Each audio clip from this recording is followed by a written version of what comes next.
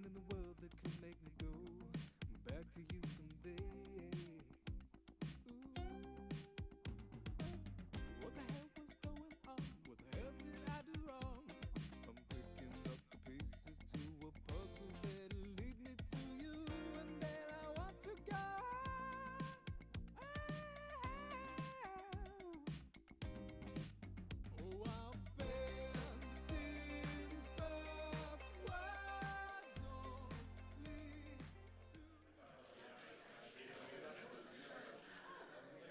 Okay. So if everyone could find their way to their seats, please. We're going to get started because we have an online audience. Good morning, everyone. Buenos dias. Welcome to the second day of Mexico H2O, Challenges, Reckonings, and Opportunities. And I just want to, how do I move this slide to go to the next slide? There we go. Thank you so much. Before I begin, I just want to remind everyone who's online or here in the audience that we have simultaneous translation. You can get these in this little table that's at the entrance. And number 1 is in English and number 2 is in Spanish. And if you are online, you can just go to that little icon that says translation and select Spanish or English. I want to first begin with a land acknowledgement. The Harvard Graduate School of Design is located on the traditional and ancestral land of the Massachusetts, the original inhabitants of what is now known as Boston and Cambridge. We pay respect to the people of the Massachusetts tribe, past and present, and honor the land itself, which remains sacred to the Massachusetts people. The school also recognizes the work of the Harvard University Native American program in cultivating the relationships that led to the creation of this acknowledgement. Today we begin with a seemingly difficult question. Can water be owned? And if so, who owns Mexico's water? I'm teaching a seminar this semester on water and recently learned that only 2 companies control over 70% of the world bottled water market. So, can water be owned? It depends on what you believe water to be. Is water a need or is it a right? If water is a right, then some scholars argue governments would be responsible for ensuring that all have equal access to water on a nonprofit basis. But simply arguing that water is a human right does not, as we have learned, and we will learn today, guarantee equal access to quality of water. At the core is a question about distribution and who gets to make decisions about where water belongs and who gets access to that water. The increased privatization of water by corporate organizations has most impacted the poor and those already living on the margins. In short, water insecurity and scarcity are not solely crises created by climate change. They are crises that are tied to historical dispossessions of natural resources, both land and water. Finally, and this came up several times yesterday, is the circulation of water knowledge. Who has the right to know about water, where it comes from, and who should have access to it? In this morning's panel, we will have 4 different experts from diverse backgrounds: a designer, an activist, a legal scholar, and an economist. Ponder who owns Mexico's water. And I'll begin by introducing all of them here. And the first speaker will be Enrique Lomnitz. Enrique Lomnitz is a Mexico City-based designer focused on sustainable development and water access. He began working on design solutions for low-income, self-built Mexican neighborhoods while at the Rhode Island School of Design, a pursuit that led to a long-term interest in the water crisis affecting Mexico City. In 2009, he founded Isla Urbana, an organization dedicated to the development and promotion of rainwater harvesting as a way of securing autonomous access to renewable water for marginalized communities. Isla Urbana's work serves communities all over the country and has installed over 31,000 rainwater harvesting systems in homes and schools in contexts ranging from dense urban neighborhoods to remote indigenous villages. He is an Ashoka Fellow, a National Geographic explorer, and has received multiple awards and recognition for innovation in social environmental entrepreneurship. Second on our panel is Mario Luna Romero. Mario Luna Romero is spokesman for the traditional authorities of Vicam, one of the Tribu Yaquis towns in Sonora, and a defender of the human and indigenous rights of the Yaqui. He also serves as director and anchor at Namacasia Radio, an independent community radio station. In the context of the Yaqui struggle to preserve its legally recognized water rights, Luna Romero and members of his family have been threatened, attacked, detained, and kidnapped. Some of his closest collaborators have been killed. Mexican and international human and indigenous rights organizations, including Human Rights Watch, Artículo 19, Comisión Mexicana de Defensa y Promoción de los Derechos Humanos, Amnistía Internacional, Amnesty International, and Fundar, have called attention to the multiple violations against Luna's, his collaborators, and his family members' rights to have their struggle to defend the Yaqui tribe's rights. Mario, gracias por tu labor, por preservar no solo el río, pero la cultura yaqui. Ismael Aguilar Barajas is our third speaker. Ismael Aguilar Barajas is a professor of economic development at the School of Social Science and Government and research associate at the Water Center for Latin American and Caribbean at the Tecnológico de Monterrey in Mexico. He studied his undergrad degree from the Universidad Michoacana in Mexico and his master's and doctoral degrees from the London School of Economics and Political Science. He is a member of Mexico's National Research System. He has experience in the public sector, serving in the ministries of Agriculture and Water Resources, of Budget and Planning, and the Mexico City government. Dr. Aguilar Barajas has conducted consultancy work for Mexico, the Mexican National Water Commission, the Inter-American Development Bank, the North American Development Bank, the World Bank, and the United Nations. He represents Tecnológico de Monterrey at the National Advisory Water Council, an institution created to advise the federal government on water management issues. He is the main editor of the book Water and Cities in Latin America, Challenges for Sustainable Development. Antonio Azuela is our last speaker. Antonio Azuela is a member of the Social Research Institute at UNAM. Since the late 70s, he has conducted research on urban and environmental law from a socio-legal perspective. From 1994 to 2000, as general attorney for the environment in the Mexican government. His recent research focuses on the urbanization of the rural world and on policy mobilities. His latest books include El Derecho en Movimiento and Ciudad de México, Inercias Urbanísticas y Proceso Constitucional, that came out in 2019.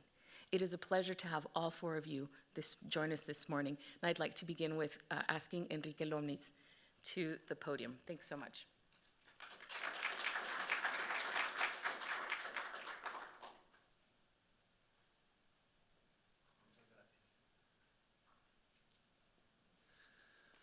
Thank you so much. It's an honor and a pleasure to be here. I'm glad we were able to get the presentation working. That was quite a little adventure.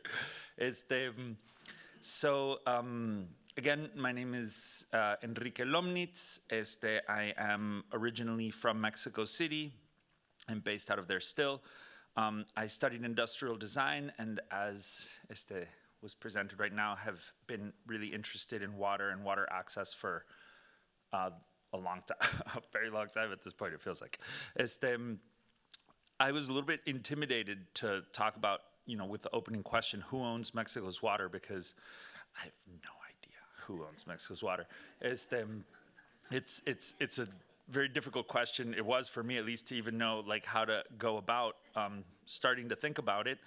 And so I decided in the end to do what I generally do, which is talk about the work that I've been doing around water and see if I can somehow thread a coherent thought about who owns Mexico's water. The work that I do has focused around this organization that was mentioned, Isla Urbana, which is an organization that was founded in 2009 with the intention of getting Mexico City to start harvesting rainwater. And in a way, I guess it has to do with the question of who owns Mexico's water. And the fact that a lot of people, I don't know if owning is the word, but certainly don't have very good access to it. No, this is a picture taken in San Gregorio in the southeastern district of Xochimilco, which to me was always an interesting example of the kind of sometimes paradoxical nature of the water crisis in Mexico and in Mexico City. This is a district, as many of you know, that is one of the last remaining vestiges of the canal system that used to exist. It's a very water-rich place. It's also a town that still has a series of very abundant springs, which are immediately piped into the city. And so it's a town that lives with chronic water scarcity problems, but also is actually a water producer for the rest of Mexico City, which I think is kind of interesting. Mexico City, I mean, I think probably I'm speaking to people who know most of this stuff, but Mexico City is in the most kind of water stress, the highest water stress region of the country, with an aquifer that is, supposed to be 200% or so overexploited. I imagine that we actually have no idea how much, but we know that it's a lot, and we know that there's millions of people living in and around the city who have a very precarious access to water. Mexico City to me is fascinating in this kind of trajectory, like becoming a city that is on the sort of 10 most likely to run out of water, and the BBC 13 cities in the world most likely to run out of water, having been a city that was originally founded in the middle of a 1,500 square kilometer lake. And this story of kind of abundance into scarcity I think is very relevant, and more even than who owns Mexico's water. I'm always kind of fascinated by how did we kind of get to where we are, considering where we started. And my sensation has always been that Mexico's water problem is not really a problem of scarcity or ownership as much as it is of a total desmadre, a dismother of management, no?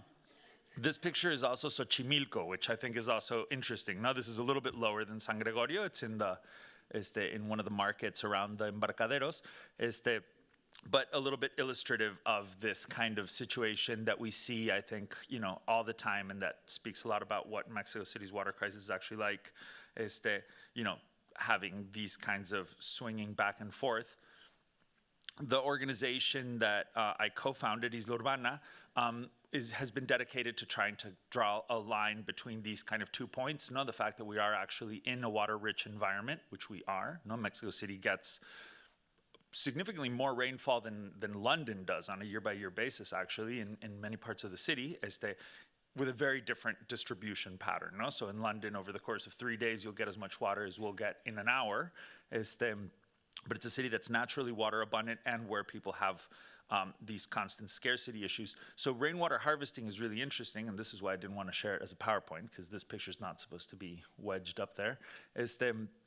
But a lot of the work we've done has focused on simply kind of developing technology, rainwater harvesting in this case, to a point where it can be deployed at a mass scale. It can become kind of part of the strategy that Mexico City employs to try and shore up its water resilience, but also with very, very centrally the idea that being in a context where water management is so precarious and often feels like a desmadre, it makes sense to try to build up capacity for very local management. So I'm a very strong believer that to the degree possible in Mexico, being able to to have some level of agency and direct agency in your own water management is something that is relevant.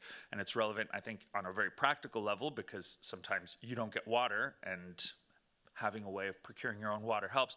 I also think there's almost like a political level, too, of kind of involving the population very directly in their own management. In the previous picture, which for some reason this clicker won't let me go backwards, this is kind of 2011 or something like that. We started installing rainwater harvesting systems in a neighborhood in the very southern edge of Mexico City. And in a very kind of artisanal and iterative process, we kind of evolved to have higher sophistication rainwater harvesting systems that would be able to provide increasingly higher quality water, would also be easier to use and would be kind of more desirable. I don't know how to say that people would want to have and use as much as possible. And that process has been a very fascinating process. It's allowed us to start really introducing rainwater harvesting as a form of decentralized infrastructure that can be supported by and even financed by local governments. And so for the past many years, we've focused a lot on kind of this deployability question, not turning rainwater harvesting systems into something that can be implemented at a large scale. And what's really interesting has been, there's been this whole, technological dimension of developing rainwater harvesting systems, but it very quickly also became apparent that working with rainwater harvesting was actually more of an education kind of initiative if you wanted it to work. Like rainwater harvesting systems we can think of as a tool that you need to learn how to use in order to get, real use out of. So these are some pictures of social kind of processes that have started to develop. This is a community meeting in Iztapalapa, easternmost district of Mexico City, about 500 families here that are all about to get rainwater harvesting systems installed in their homes through a government program that we designed. These are just some examples of the kind of rainwater harvesting systems that we've installed through the context of these kinds of programs. These are mostly in Guadalajara, some in Mexico City. And these are programs that have combined kind of a very deployable rainwater harvesting system with an attempt to try and see how you can scale up the capacity building of a population.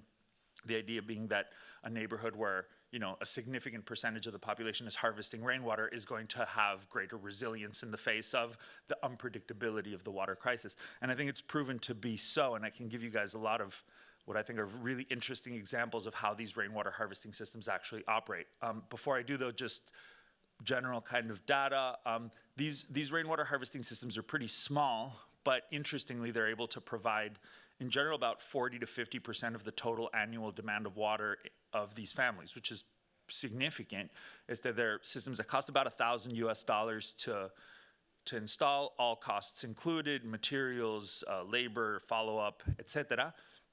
They also operate on like two modalities, which I think is interesting. Like normally, Mexico City's water supply is very intermittent and irregular in these neighborhoods, so the systems are providing supplemental water.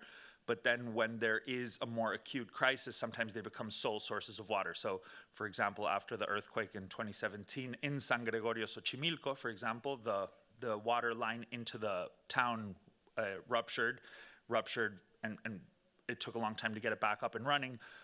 The town was left essentially without water for a significant amount of time, a couple months, and the rainwater harvesting systems that we had previously installed there were probably 400 or 500 of them, became at a certain point kind of sole sources of water, and you'd see people lining up outside to get water from neighbors that were harvesting rainwater, which was kind of interesting because they switched to sort of like a crisis modality and showed a little bit of this resilience kind of idea that's behind this. This is a picture from a program we have called Escuelas de Lluvia, which we've been working a lot on recently, and collaboration's welcome because I think this is a really interesting program.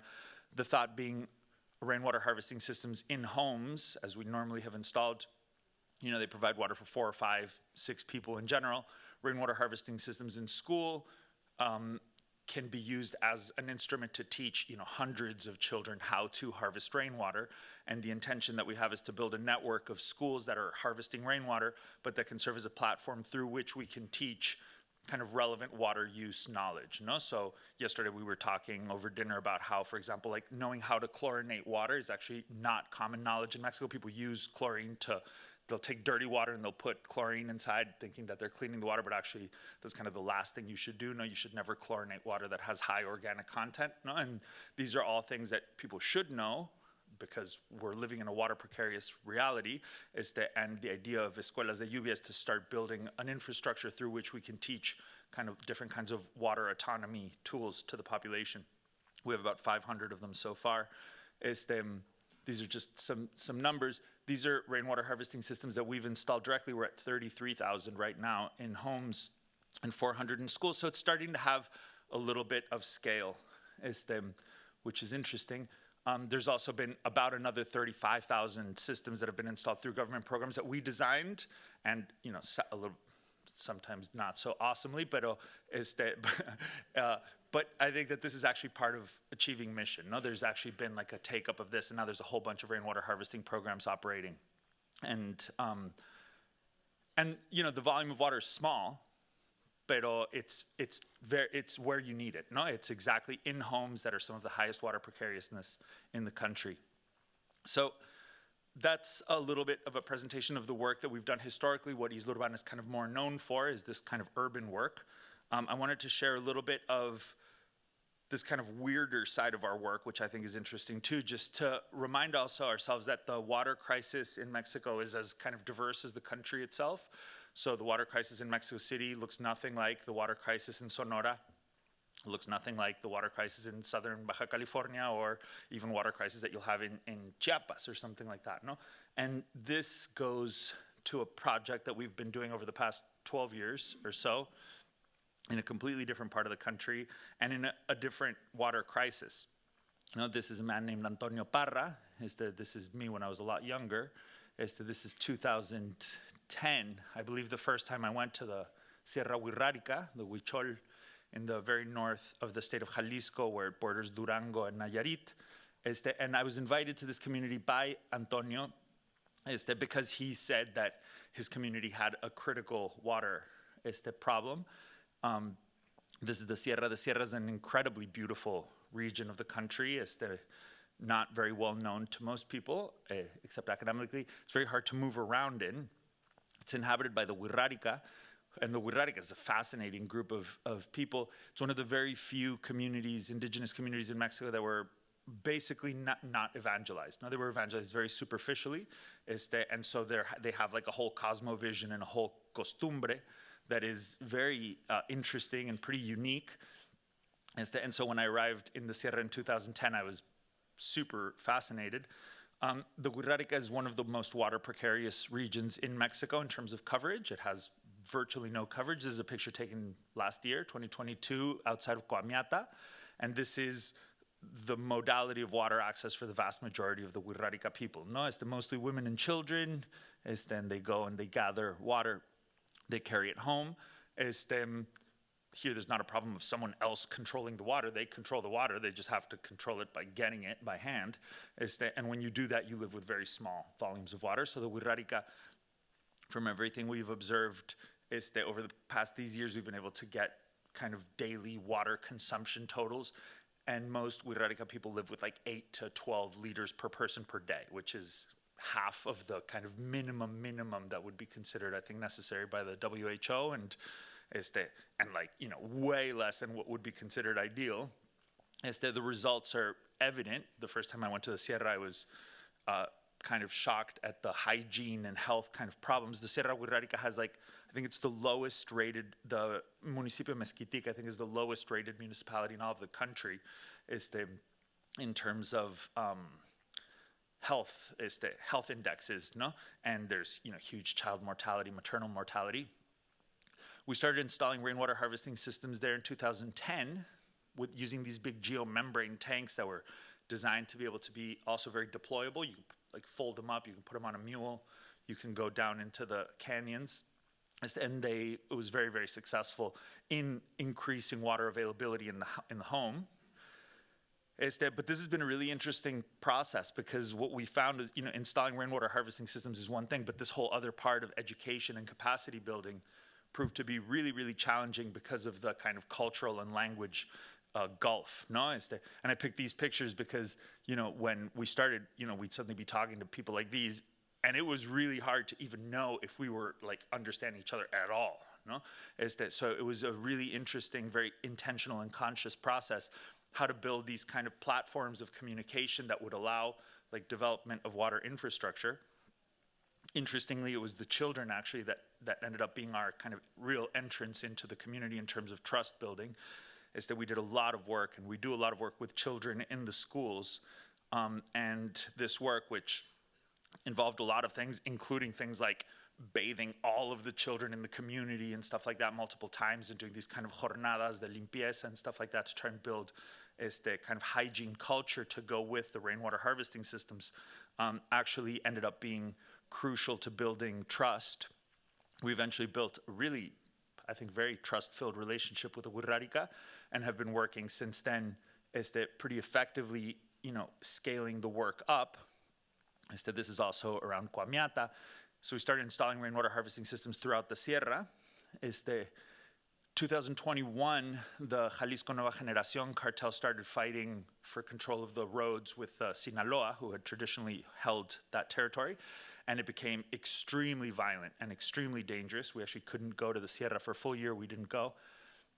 And so we built this thing called the Equipo Intercultural Wirrárica with the intention of doing full transfer so that the community could do all of the work completely autonomously, and we could just send trucks of material or whatever, and they could do the work themselves. So this is the technician side of the Equipo Intercultural. They install everything now. We also built the community meetings, community education kind of programs. We built a team that now works in all of the schools in the region. And they're teaching the same kind of hygiene education and water use stuff with the children that we did before. We've kind of integrated that. This is Antonio Parra's daughter, who was 9 years old the first time I went, and now is part of the team and is like an education technician or something, and they're teaching kids the same things they did before. The same things that they learned when they were little. This is them at the IMTA, the Instituto Mexicano de Tecnología del Agua, seeing germs under a microscope and seeing that it's real. They're doing water quality tests in all the communities. This is Alejandra also. A lot of the work we've done has also involved just kind of dealing with the violence that's happening, and integrating how we keep on kind of going forward. This whole work led to relationships with the Guardia Nacional and the state police, who escort us up and down now when we go, because it is extremely dangerous actually right now. So these are our friends from the Policía Estatal, and we take portraits of them as like a thank you, and they like pose in front of the jail in San Andrés Cuamiata. This is Azucena in a before and after picture. This is Azucena when we first started working in the Sierra, a picture taken in 2012. And this is Azucena now, who's now like an employed member of the organization, and she's on payroll and she's teaching the same things in schools in this area. And this is also a picture from 2012, Karime, who's now also a mother herself and a young adult. And she drew her house like all children do, and she drew it with a little rainwater harvesting system attached to it, which I thought was a beautiful illustration of adoption. So, back to this question of kind of who owns Mexico's water, I still have no idea. But, it's interesting to work on how Karime at least can own her own water, no? And she grew up drinking and cooking with this harvested rainwater in her house, and now her children do the same, no? So, yeah, that's a little bit of explorations in rainwater harvesting. I still don't know who owns it, but that's what we're doing about it.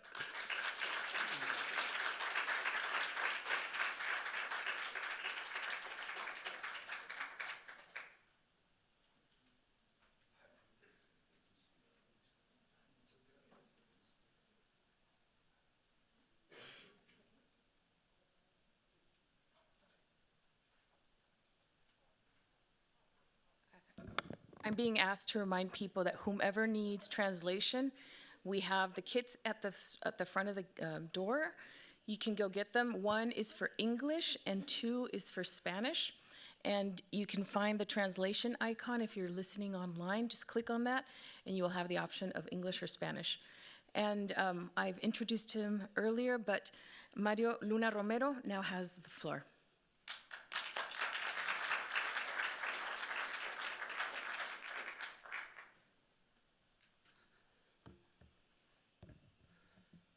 Gracias, gracias Gabriela por invitarme.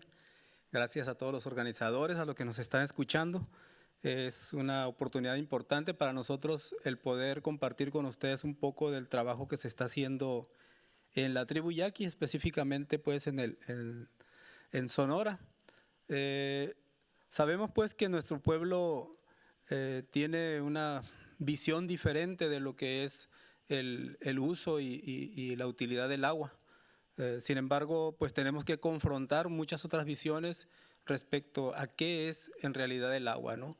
Para la mayoría de las personas en México y en Sonora específicamente, pues el agua es considerado como un insumo, como una mercancía prácticamente que de la cual se puede disponer en cualquier momento, siempre y cuando esté dentro de la legalidad. ¿verdad? Eso es un razonamiento con el cual hemos nosotros batallado bastante. Quiero decirles que nuestro pueblo yaqui ha sido de los primeros habitantes de la región de Sonora, en la frontera con Estados Unidos, la frontera con Arizona. Según los historiadores, tenemos ahí vestigios de más de 2000 años ahí habitando esta región, ¿no? Entonces, los que se dicen ahora dueños de México o los estados nacionales, pues no tienen ni 300 años ahí, pues entonces son para nosotros, pues son vecinos que han llegado hace poco, ¿verdad? Entonces, la verdad es que cuando se habla de quién es el dueño del agua, nosotros lo vemos como que el dueño del agua es el territorio. Y aquí nosotros lo que estamos viendo, por ejemplo, con la lucha histórica de la tribu yaqui por territorio, tierra y agua, es justamente tratar de evidenciar que el agua no es un elemento que se puede separar de la tierra y de las personas. El agua pertenece a un todo, a un clima, a un microclima, a una región, a una cuenca en el cual cohabitamos pues muchas personas, plantas, animales, ¿verdad? Y también algo de lo que no se ve, lo espiritual. Entonces, todo es lo que le da sentido entonces a la lucha por defender el territorio, el agua y la vida del pueblo yaqui. Aquí estamos viendo pues jóvenes, ¿verdad?, que están practicando sus danzas ancestrales, son mis alumnos en la Escuela Autónoma Cehuatómteme. Y pues muchas veces nos quieren pintar la realidad de lo que es el encuentro de los invasores europeos con los nativos, ya sea de Sonora o de cualquier parte de América, de lo que es Aviala, de lo que es, nosotros decimos, nuestro territorio. Y lo intentan pintar así muy amable o algo que fue como prediseñado, ¿no? Aquí decía, eso lo bajé de las redes sociales, y el invasor decía: les vengo a traer educación, civilización, conocimientos, y los nativos le decían: ¿y la espada para qué es? ¿Verdad? Entonces, esto es un poco el recordar cómo nos quieren pintar este avasallamiento que posteriormente se dio, ¿no? La verdad es que cuando llegan al territorio yaqui, según lo que nos cuentan en las escuelas oficiales, fue en 1492 cuando llegan a América, a lo que hoy conocemos como América, pero al territorio yaqui llegan alrededor de los 1533. Entonces tardaron bastantes años para llegar al territorio. Y cuando llegan al territorio yaqui, lo que se encuentran es una organización y una civilización bastante avanzada y también muy preparada para la defensa del territorio, ¿no? Entonces no fue nada fácil, que los primeros que llegaron, Diego de Guzmán, creo, y pues fueron rechazados militarmente, ¿no? Entonces eso es lo que no se esperaba, pues, y es lo que no se cuenta también. Y la historia del pueblo yaqui data pues de que nunca fueron vencidos por la vía de las armas. Es un pueblo muy pequeño, ¿verdad?, pero que tuvo la capacidad de rechazar una y otra vez los intentos de conquista pues del territorio. ¿Y por qué? Porque bueno, para ellos el territorio era un todo. Conocían el clima, el agua, la tierra, las temperaturas, las alimañas, todo lo que había ahí, y por eso fue que lograron resistir tanto tiempo. Estamos pues en el noroeste del país. Aquí podemos ver Sonora. Nosotros estamos por aquí así. Y la cuenca del río Yaqui, que es toda esta parte. Y lo que nosotros vemos pues es que es una zona desértica y por lo tanto el elemento agua, para que para nosotros es un elemento dador de vida, pues es un elemento estratégico para las políticas económicas, para las políticas públicas que diseña el Estado mexicano, en el entendido pues de que toda esta región, básicamente, hoy está asediada por el crimen organizado, pero también por los grandes intereses económicos que tienen el interés de explotar básicamente en este momento el litio. Pero toda esta parte está llena también de gas natural, enormes yacimientos de gas natural, ¿no? Entonces, es una zona desértica en la cual el único río que tiene escurrimiento los 365 días del año es este que corre hasta acá, que es el río Yaqui. Entonces, los proyectos de explotación de litio, de agricultura, de industria manufacturera, es justamente con la visión de explotar esta parte del agua. Entonces, la tribu Yaqui, pues decimos nosotros ahí, ¿verdad? Estamos tan lejos de Dios y tan cerca de ahí de la frontera.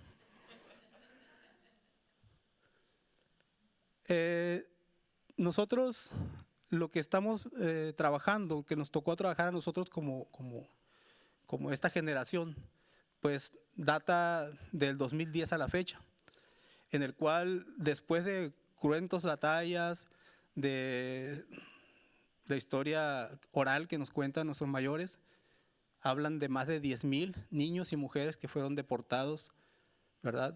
De Sonora hasta la otra frontera, la frontera sur, Yucatán, Campeche, Quintana Roo, vendidos como esclavos de guerra, prisioneros de guerra, que nunca les quisieron dar ese estatus porque la ley pues la manejan ellos y entonces los manejaron como gentes que fueron obligados a trabajar en las haciendas henequeneras, ¿no?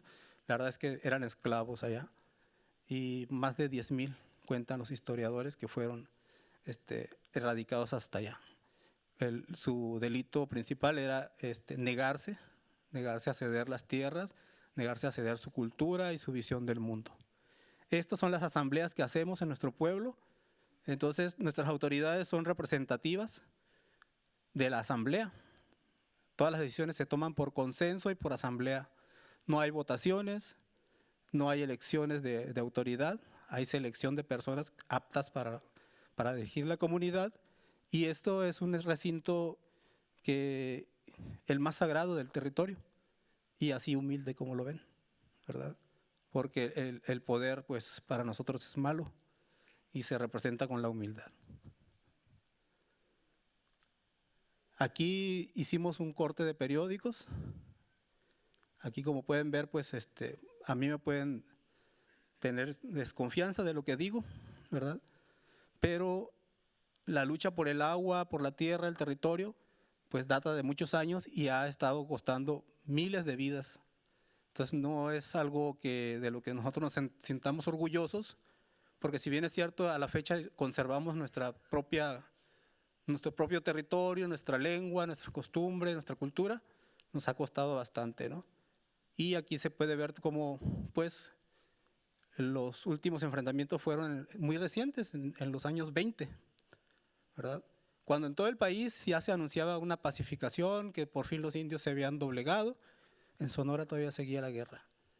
Y la guerra más cruenta porque se estaban utilizando aviones, bombarderos, contra una población en un sistema desértico, en el cual pues no había ninguna posibilidad de esconderse, ¿no? Y aquí está pues todo lo que se vivió en nuestro pueblo. Podemos decir que las afectaciones por el control excesivo que se ha dado de la cuenca del río Yaqui, hay 3 presas sobre la cuenca del río Yaqui. Principalmente una pegada ya al estado de Chihuahua, que es la Angostura, una intermedia, que es la presa del Oviachic, y al final está la presa la intermedia es la del Novillo y al final el Oviachic. Justamente cuando llega al territorio está totalmente seco, porque el agua se viene controlando desde allá, ¿verdad? Poco a poco. Y las afectaciones pues son enormes. No solamente se habla de una afectación ambiental, sino que hay una afectación también muy estructural y muy de raíz, que es la afectación espiritual y cultural, pues, ¿no? Y es de lo que nadie habla y de lo que no se le da tanto valor, ¿verdad? Porque conciben el agua como un insumo y no un elemento dador de vida, pues. Entonces, para el yaqui, el río, aparte de ser la columna vertebral que nos une, pues también le da sentido a la vida, ¿no? A través del agua se hacen varios rituales, porque el agua tiene la posibilidad de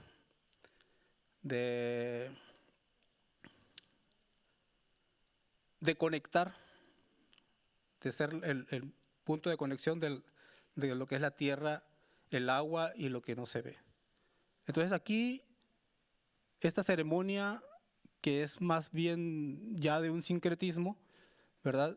Pues se hacía con los escurrimientos del río. Hoy, como está totalmente controlado el río, pues ya con pipas se llena un pequeño pozo de agua y ahí se hacen los rituales sagrados que anteriormente tenían mucho valor. Nuestras nuevas generaciones ya ven que es un agua sucia en el cual pues se está haciendo un ritual y pierde ese misticismo que originalmente se tenía, ¿no? Y a eso se le suma pues que son más de 7,000 hectáreas de tierras que antes eran altamente productivas en agricultura, que hoy están totalmente ensalitradas porque ya no hay la barrera natural, tenemos costas, entonces el agua del mar va ganando terreno hacia tierra firme.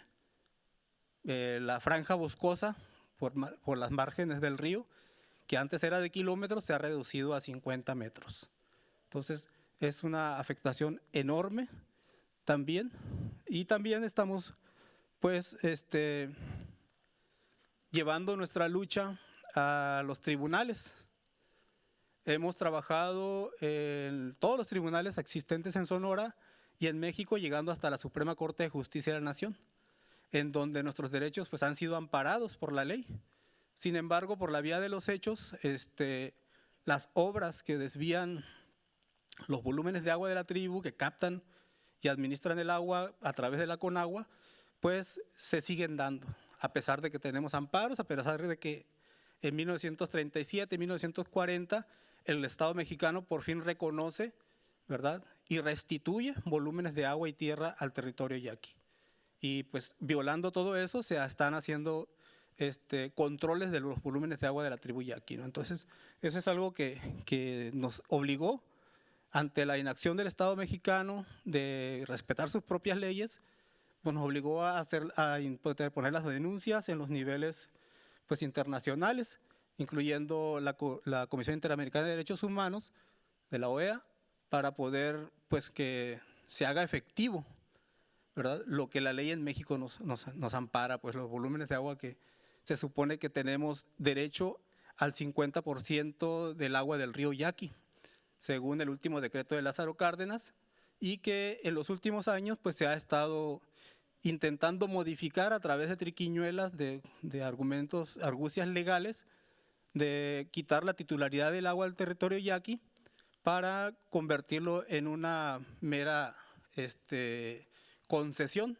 O sea, pasaríamos de ser los dueños del agua como comunidad a disponer de agua prestada con las concesiones que marca la ley, ¿no? Entonces, eso es algo que sucede recurrentemente en México. Y como nosotros tenemos una situación de desventaja, lo comentaba en algunas otras ponencias, pues la gente, la población, escucha solo a la parte más fuerte y más poderosa, los que administran los medios de comunicación, ¿verdad? Y los que escriben la historia, los antropólogos, los historiadores, pues lo escriben de un modo, de un punto de vista todavía colonialista, ¿verdad?, sin darle crédito a la palabra de los primeros habitantes del territorio, ¿no?, que son los que conocen más y que tienen también otra memoria, otra versión de las cosas, de por qué pues, se tuvo que actuar así. Cuando ustedes veían las imágenes de los soldados, de los aviones, pues la prensa decía, y los yaquis siguen atacando brutalmente a nuestra gloriosa aviación mexicana, ¿verdad? Pues que querían que les tiraran flores, ¿no? Pues les estaban derribando, pues. Entonces, Eso es importante aclarar, pues. Entonces nosotros creamos nuestras propias instituciones por el derecho que nos da, pues, los convenios internacionales, las declaraciones de Naciones Unidas y, pues, nuestro derecho también constitucionario, ¿no? De ser los primeros en tiempo en el territorio. Pues obviamente nosotros lo que hacemos es crear nuestras instituciones, creamos nuestra radio autónoma, ¿verdad? Y del cual pues nosotros transmitimos el sentir de nuestro pueblo, ¿no? La voz del pueblo ahí. Y también creamos nuestra escuela autónoma, ¿verdad? En donde fortalecemos la identidad propia del sentir yaqui y básicamente trabajamos con niños, más de 300 niños. Se habla de que hay gobiernos buenos, hay gobiernos malos y para nosotros la verdad es que todos son iguales.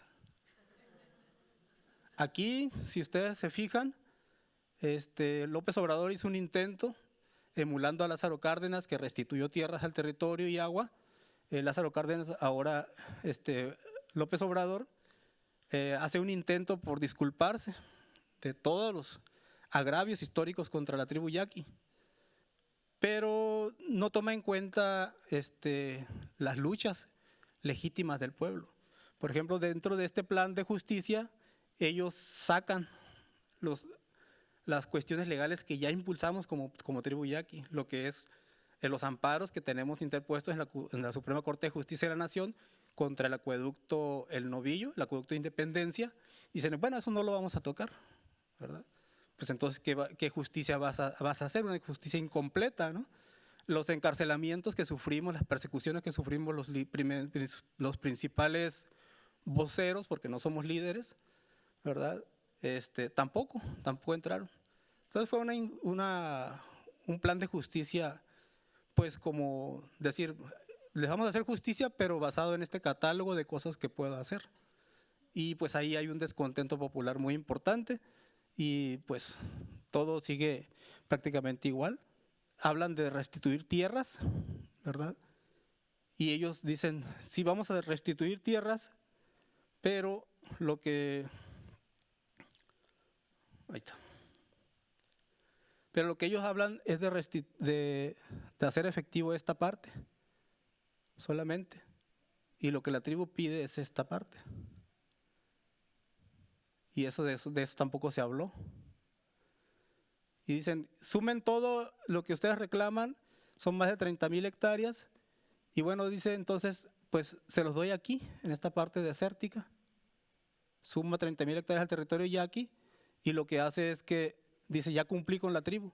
Pero la tribu son 8 fracciones, que en todas las fracciones hay litigios y problemas de invasión. Y con una dotación que da acá, quiere resolver todo esto, ¿no? Entonces, es difícil, pues, entender todo esto que está sucediendo, pero en esta primera oportunidad de hablar, pues, es hasta donde puedo llegar con mi presentación. Muchísimas gracias.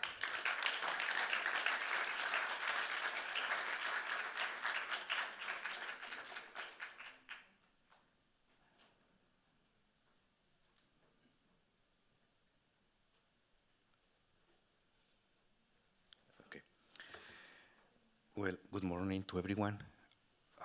I would like to express my appreciation to the organizers of this conference because it gives us the chance not only to interchange visions and perspectives, but also to see people that we appreciate, like my former student, Rosario Sanchez, who is going to speak later. She was a brilliant student of mine at Tecnológico de Monterrey, and I'm so happy to see her here today.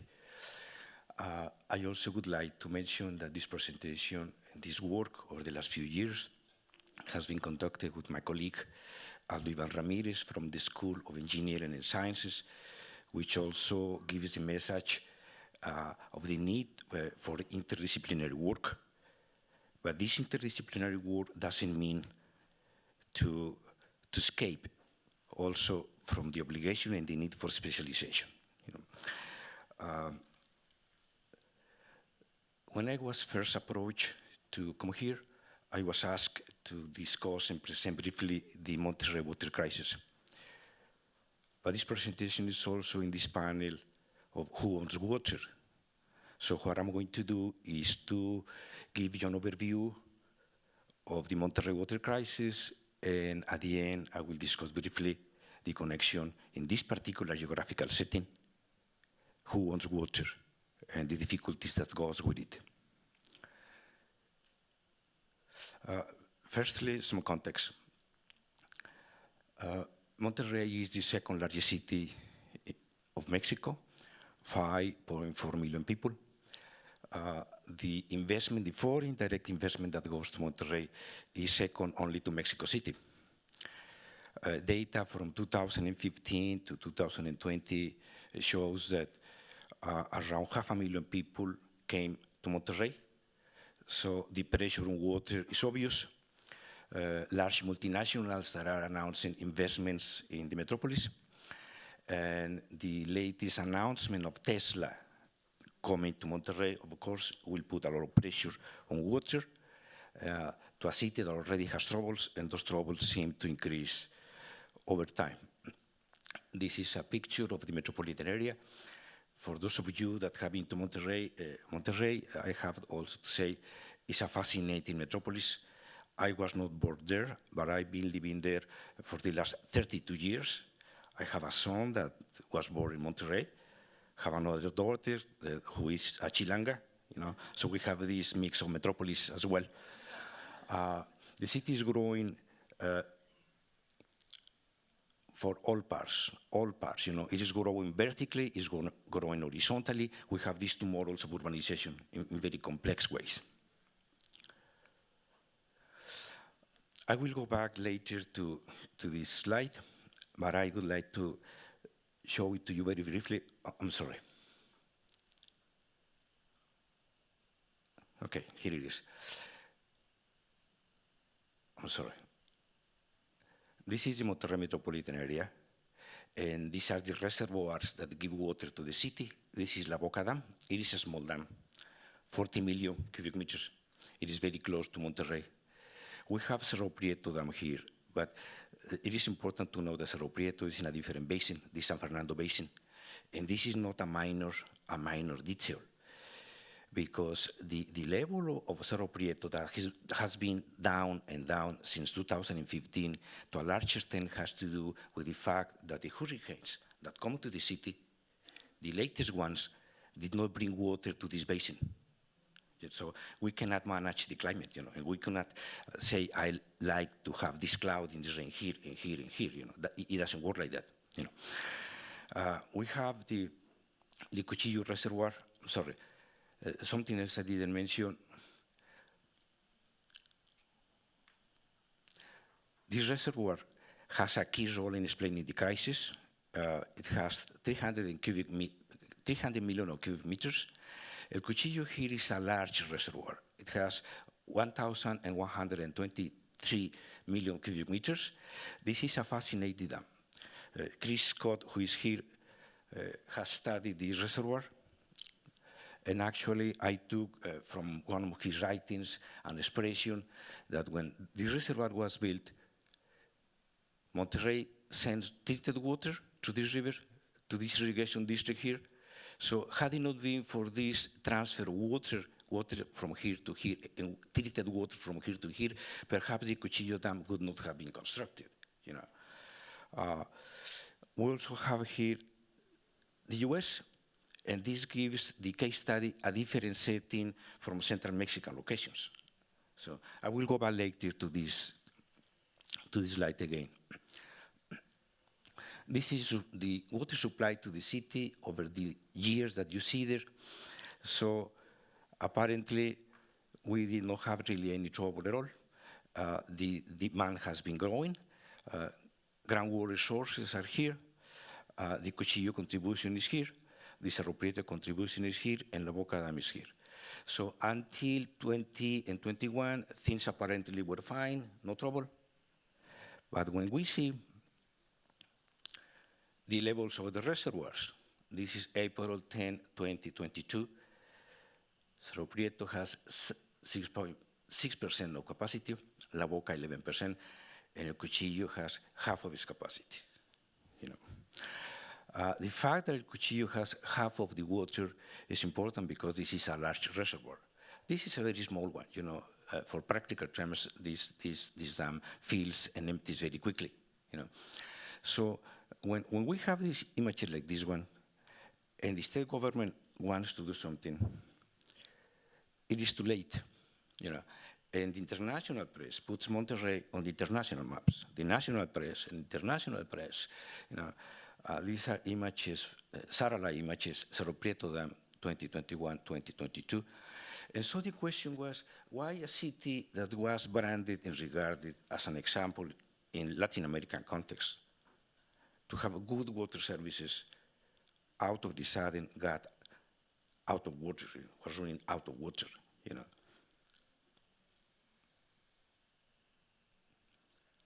Now, let me give you very briefly some of the causes that we have identified here. This figure that you see here took us almost 10 years to actually design. It comes from this book that we did publish in November 2021. The factors that you see here, the 4 factors that you see here, we call them conditioning factors because they condition the other ones. And this formula, I also have to say this, was very successful in providing water 20 years from 2000 to 2020 to a metropolis in an arid and semi-arid area. It is not a minor issue, really. The recognition for a local water authority was able to actually give water for over 2 decades, including COVID times. If in COVID having water was an issue of survival, having that work was really extremely successful, we did learn that the major factor has to do with vision and planning.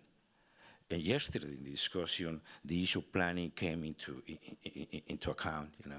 If there is no vision and there is no planning, we could well forget about the rest.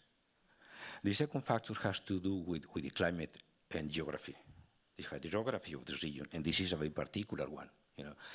The city was able to have good politics over the last few years, where the role of the private sector, the federal government, the governors themselves, were able somehow to have a common vision. Those 2 factors, were not present over the last few years. There was a lack of vision, a lack of good planning.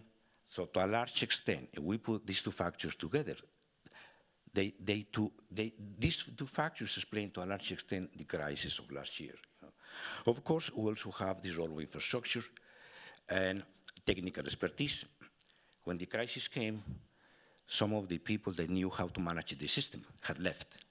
They were no longer in the organization, in the local water authority, and that seems really to cause a lot of difficulties. This is a fascinating slide because the city has moved between droughts and the hurricanes.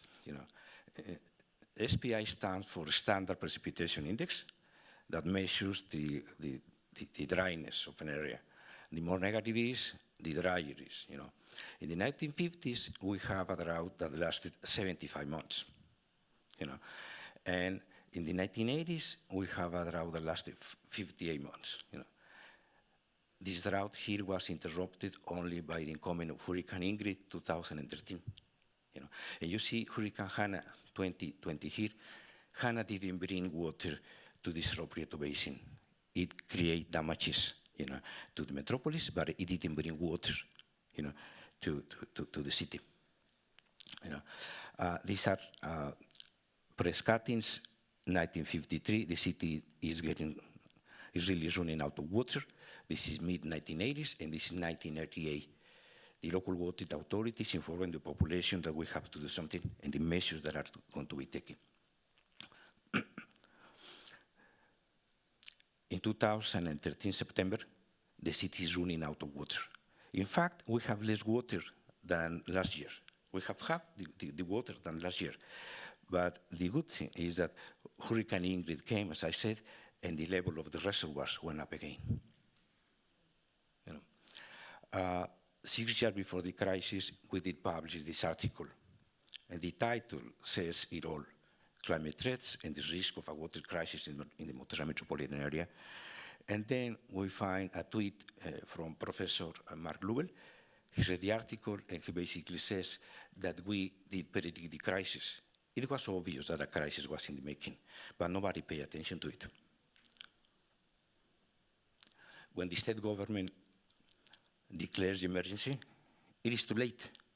It is too late because from February to September, which is the month of the rain, it is a long, long way. From February, March to September, it is a long, long way, which is exactly the situation we are now in. And these are the levels of Cerro Prieto Dam. I did mention before, we had this trend here, and actually we're extracting water even below the minimum one. And the city has to ask the National Water Commission permission to extract water, to these levels here. This is Hurricane Hannah. It created damages to the metropolis, but it didn't bring water to where we need it. What are the responses? A lot of responses were instrumented. More groundwater, to explode more groundwater to the shallow and deep levels. A small dam, this is in the making, but it is in the making for 7 years. Modulate the pressures to the city, interchange with agricultural water, more reuse, put the house in order. There were a lot of things that were not working well, illegal intakes. So this is a wide array of resources that have to be put in implementation. And the long term that is here, all of these projects really have troubles. El Cuchillo 2 is an aqueduct that is going now under construction. But the trouble is we're going to have 2 aqueducts. And if we have the drought, what are we going to do with two aqueducts during a drought? The city decided to have shortages throughout different zones. It didn't work.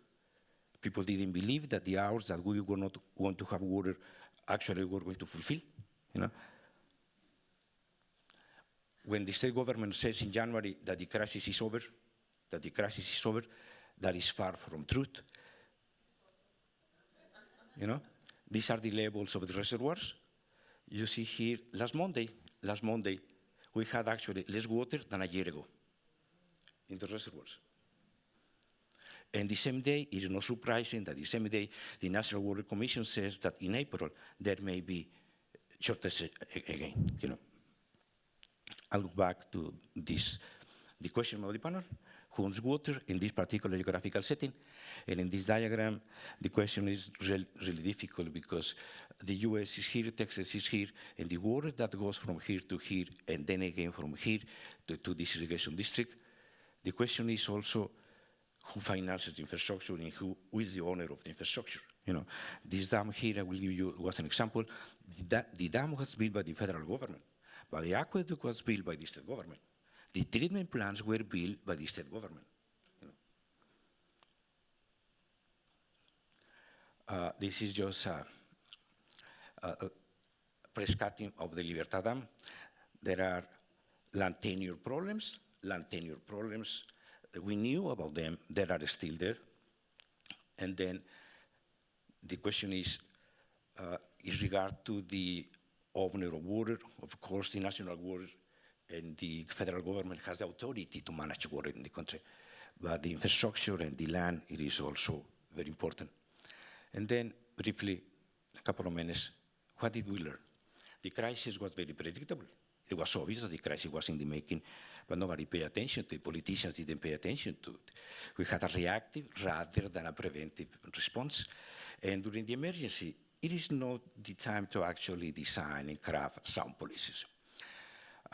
The system is very complex. It requires real technical capabilities to do that. And the expertise, of course, has to be there. The crucial importance of having infrastructure on time. The governor now says that we will have the second aqueduct, and he promised to have it in July. That's not going to happen. It will take years and years to come.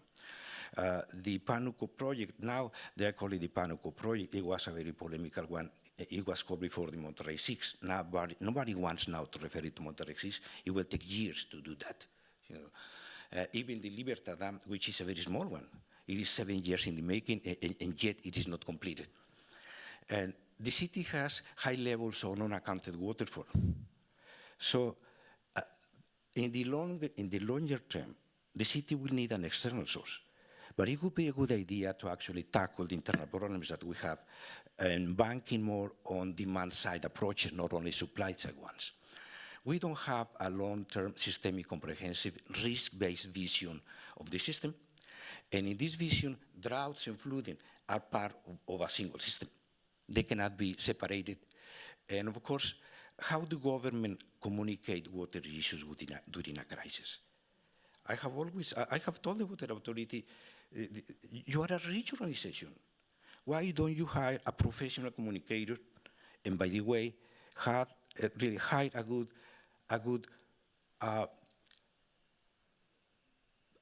a person that knows about politics. Really, a person that knows about politics. It would save you millions and millions. Really. And of course, the role of leadership and credibility. When the governor says that they are going to do something, population think otherwise. That's not going to happen. Thank you very much.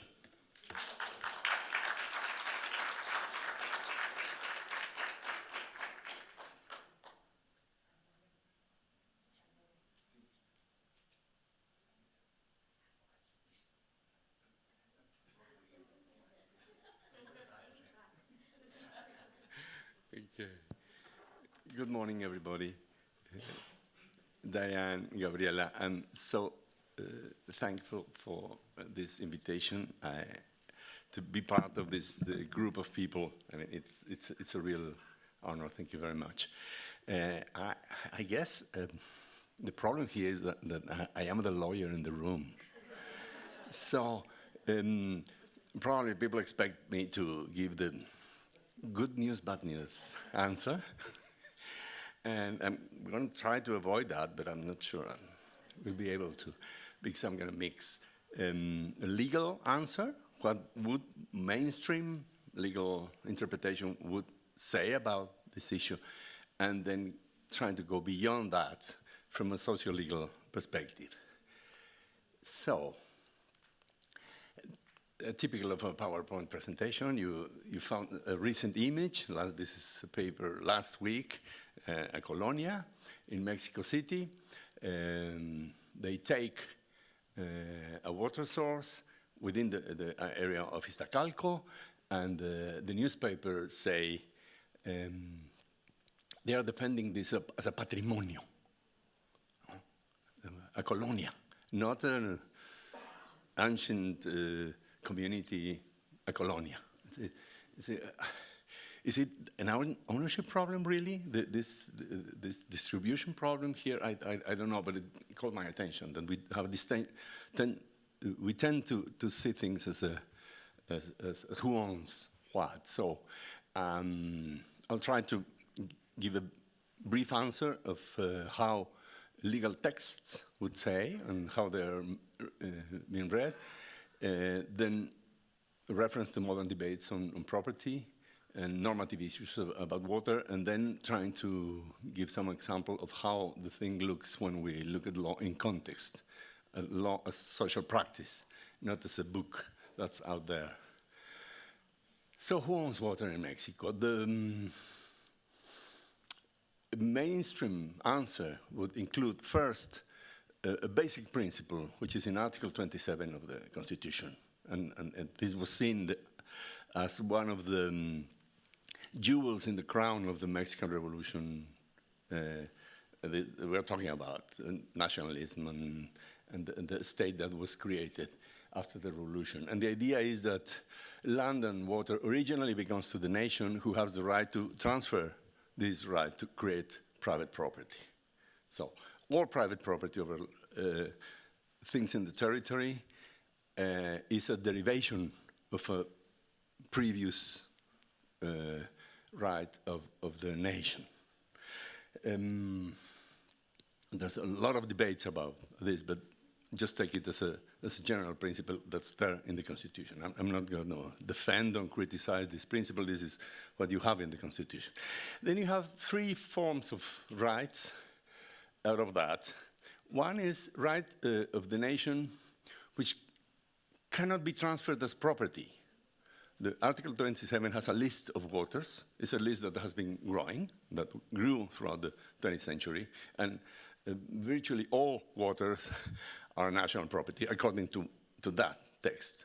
And the thing is, these rights cannot be transferred as property rights, but only through concessions, as Mr. Luna was saying later. Not a property right, a minor right given by the administration. Then you have, as part of agrarian reform,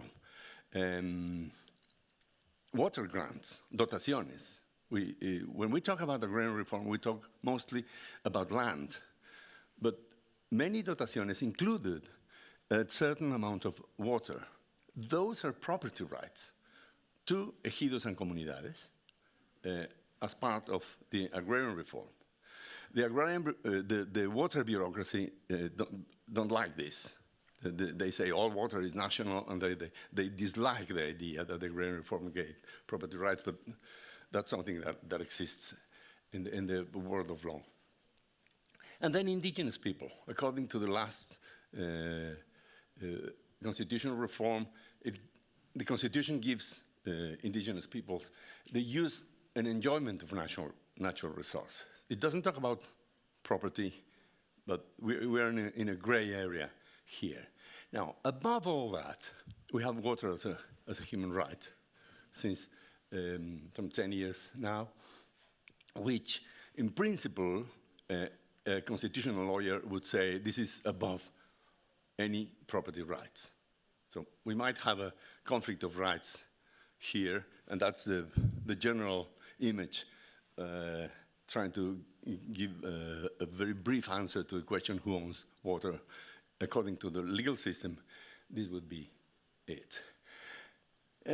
Just a note of context, we are waiting for new legislation since there is the right to water in the Constitution, the idea of having a new Ley General de Aguas.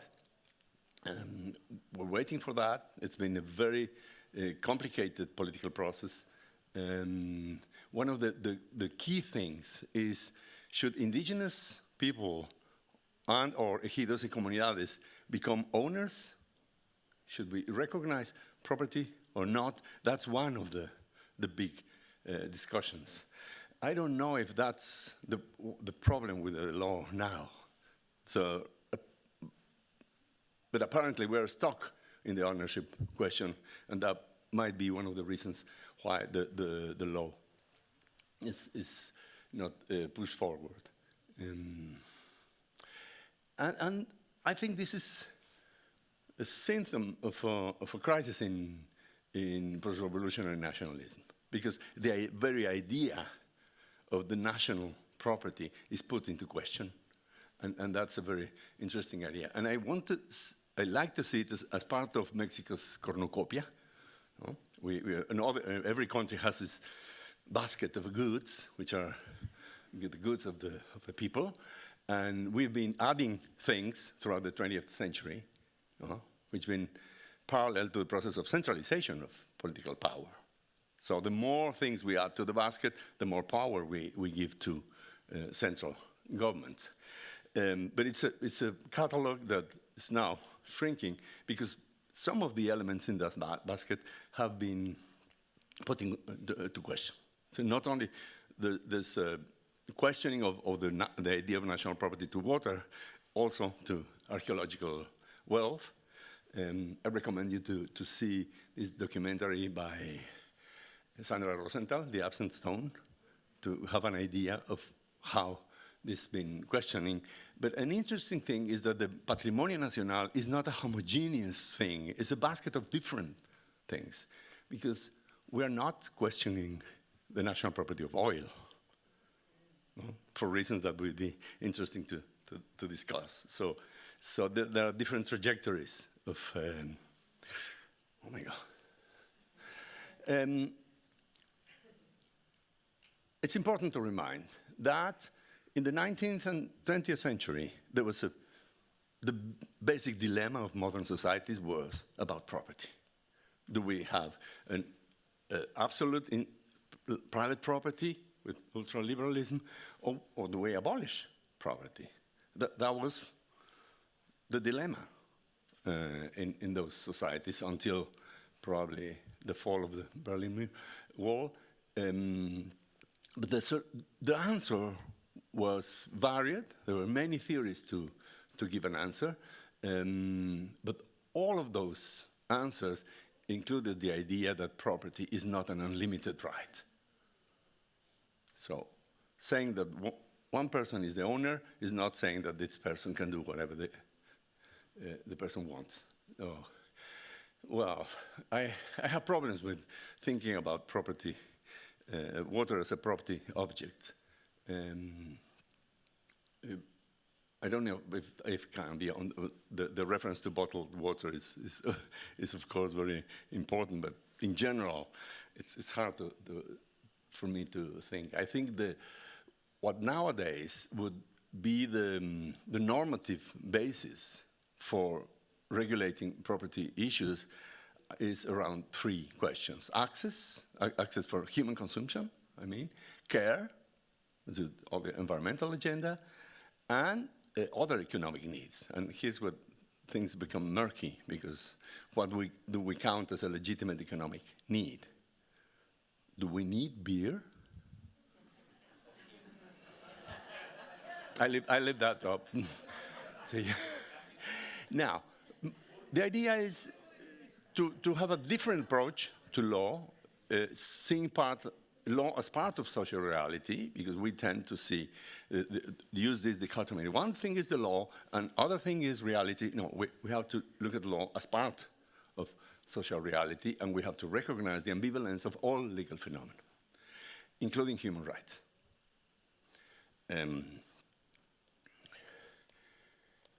So the research agenda that I would suggest, which is a way of using the research that has been done in the last years, which is very impressive, the amount of things we can learn from social research on water, is the uses of property, the relation between water and territory, and judicial activism. Let's see if I have time to talk about all those three. Well, the origin of national property, in the case of water, is a political need or will to intervene, to mediate between conflicts. And this is in the Porfiriato, in the Tlahualilo River conflict in the 80s of the 19th century. And it's a device for controlling access and for mediating political conflict. And there's this legal fiction that Mr. Luna was pointing before of separating land and water, because the system recognizes private property of land, but wants to remain water in a different realm. So having these different regimes for things that are so linked is a challenge. But we have to tell the story again, because we thought at some point that the centralization had been like overwhelming thing, and if you remember Luisa Boite's book, second book, the first book was called El Agua de la Nación. The second book was The Decadence of the Agua de la Nación. It is like a second thought. The federal government didn't actually control the whole thing, and there were many local conflicts and many situations that put into question the Leviathan, if the federal government as the big controller. So we need a typology of conflicts, and as I say, we have to look at the different trajectories of different goods in the national basket. So, for example, concessions. According to the law, they give you only a second-class right. But in fact, they have been used as property rights. Some people sell their water they have as concession. You have the city of Hermosillo buying water from concessions. So people are behaving as owners of the water. And it's not enough to say that that is illegal. That's a different kind of legality, because it's so constant, it's so institutionalized, that we have to think about it as a form of property, whether or not lawyers and judges would call it like that. Mm-hmm.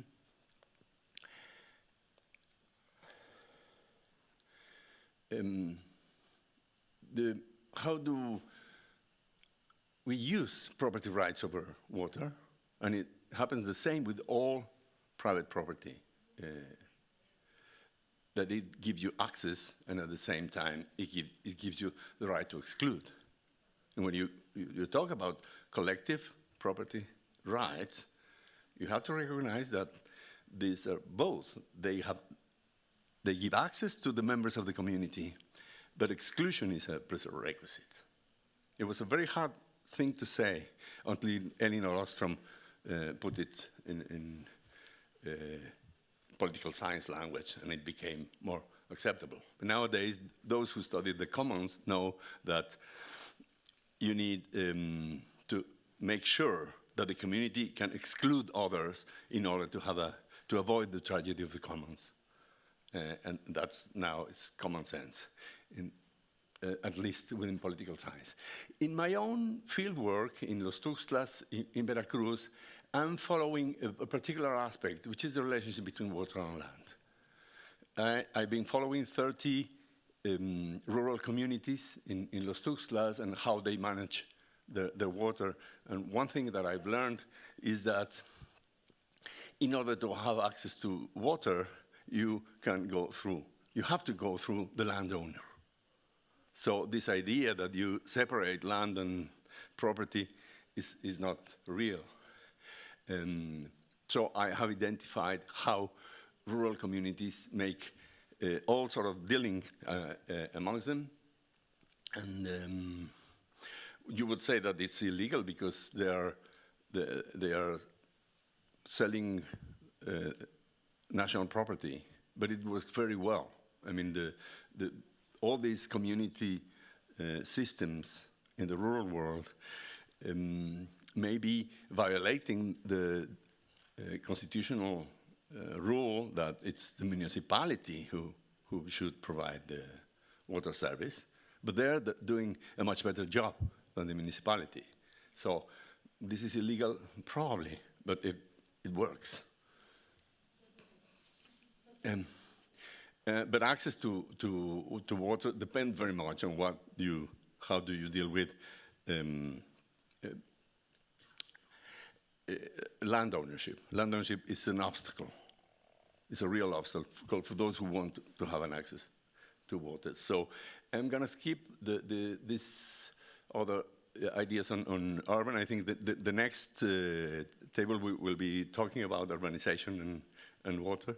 I just want to finish with a good news, bad news. The president of the Supreme Court, a woman that I have great admiration for her. I mean, she's really an extraordinary person. She just spoke in the UN Conference on Water and have a very strong environmental and social inclusive message, and I love that. But there's another aspect of this, which is the tendency of judges and lawyers who obtain things from judges, including NGOs, very well-intended people who are struggling through courts, is the idea that you enforce rights through the judiciary only. They're saying it's for us to do this. And what about representative politics? Yesterday we were discussing how bad job elected officials have been done in the presentation of Professor Herrera. But there's still the question about democracy. Are we sure we want to give all the power to the judiciary? Are we sure we want to forget about political representation? This is an issue that is linked to water, and it's not an ownership. So, this is the last. Yesterday, I remember this wonderful book about Theodor Steinberg, who's called Slide Mountain on the Folly of Owning Nature, and probably we should start by thinking about that before going any further with the ownership question. Well, that's what I wanted to share with you. Thank you very much.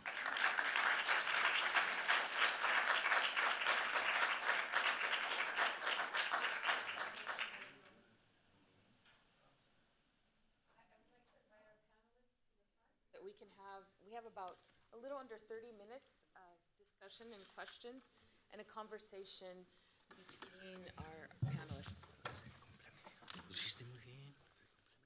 So we covered so much in these 4 presentations, and we talked about the definition of water. How do we even begin to define water?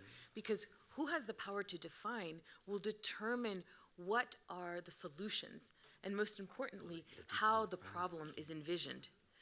But we also talked about what is it even that we are discussing?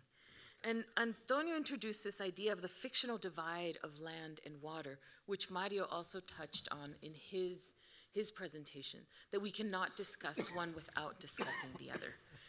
And yes, this is boxed water. But I want to summarize just a bit of what our panelists said.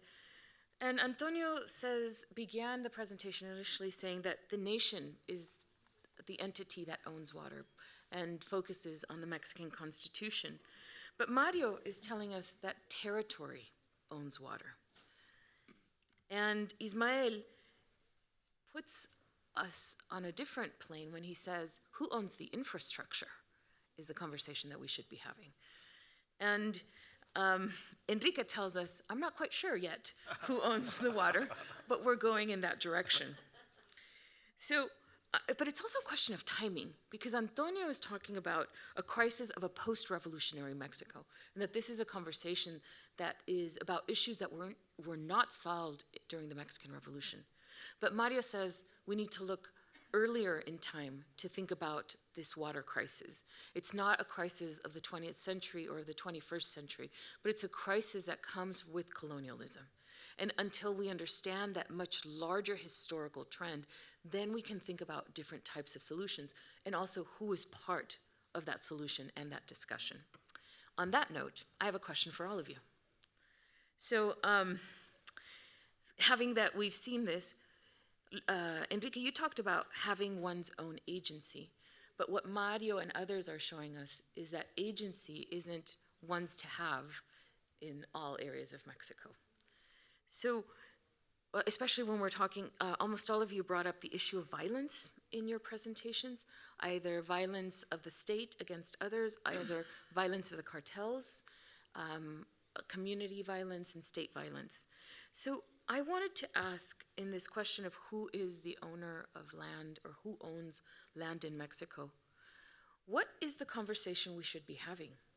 Because you all brought up different issues, but what is the conversation and who should be sitting at that table to discuss the solutions of the crisis of water in Mexico?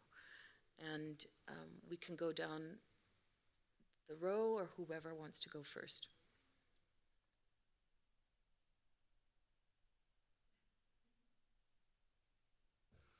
¿Quieres ir primero? Ya. Bien, híjole. Está difícil.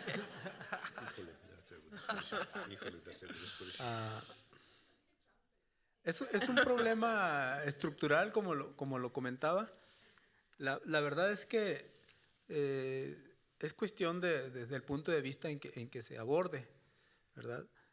Para nosotros, tal vez en la Constitución no venga como un derechoso o un ente viviente el territorio, pero para nosotros como pueblos indígenas, y no hablo solo de la tribu yaqui, sino de todos los demás pueblos indígenas en México y el mundo, es algo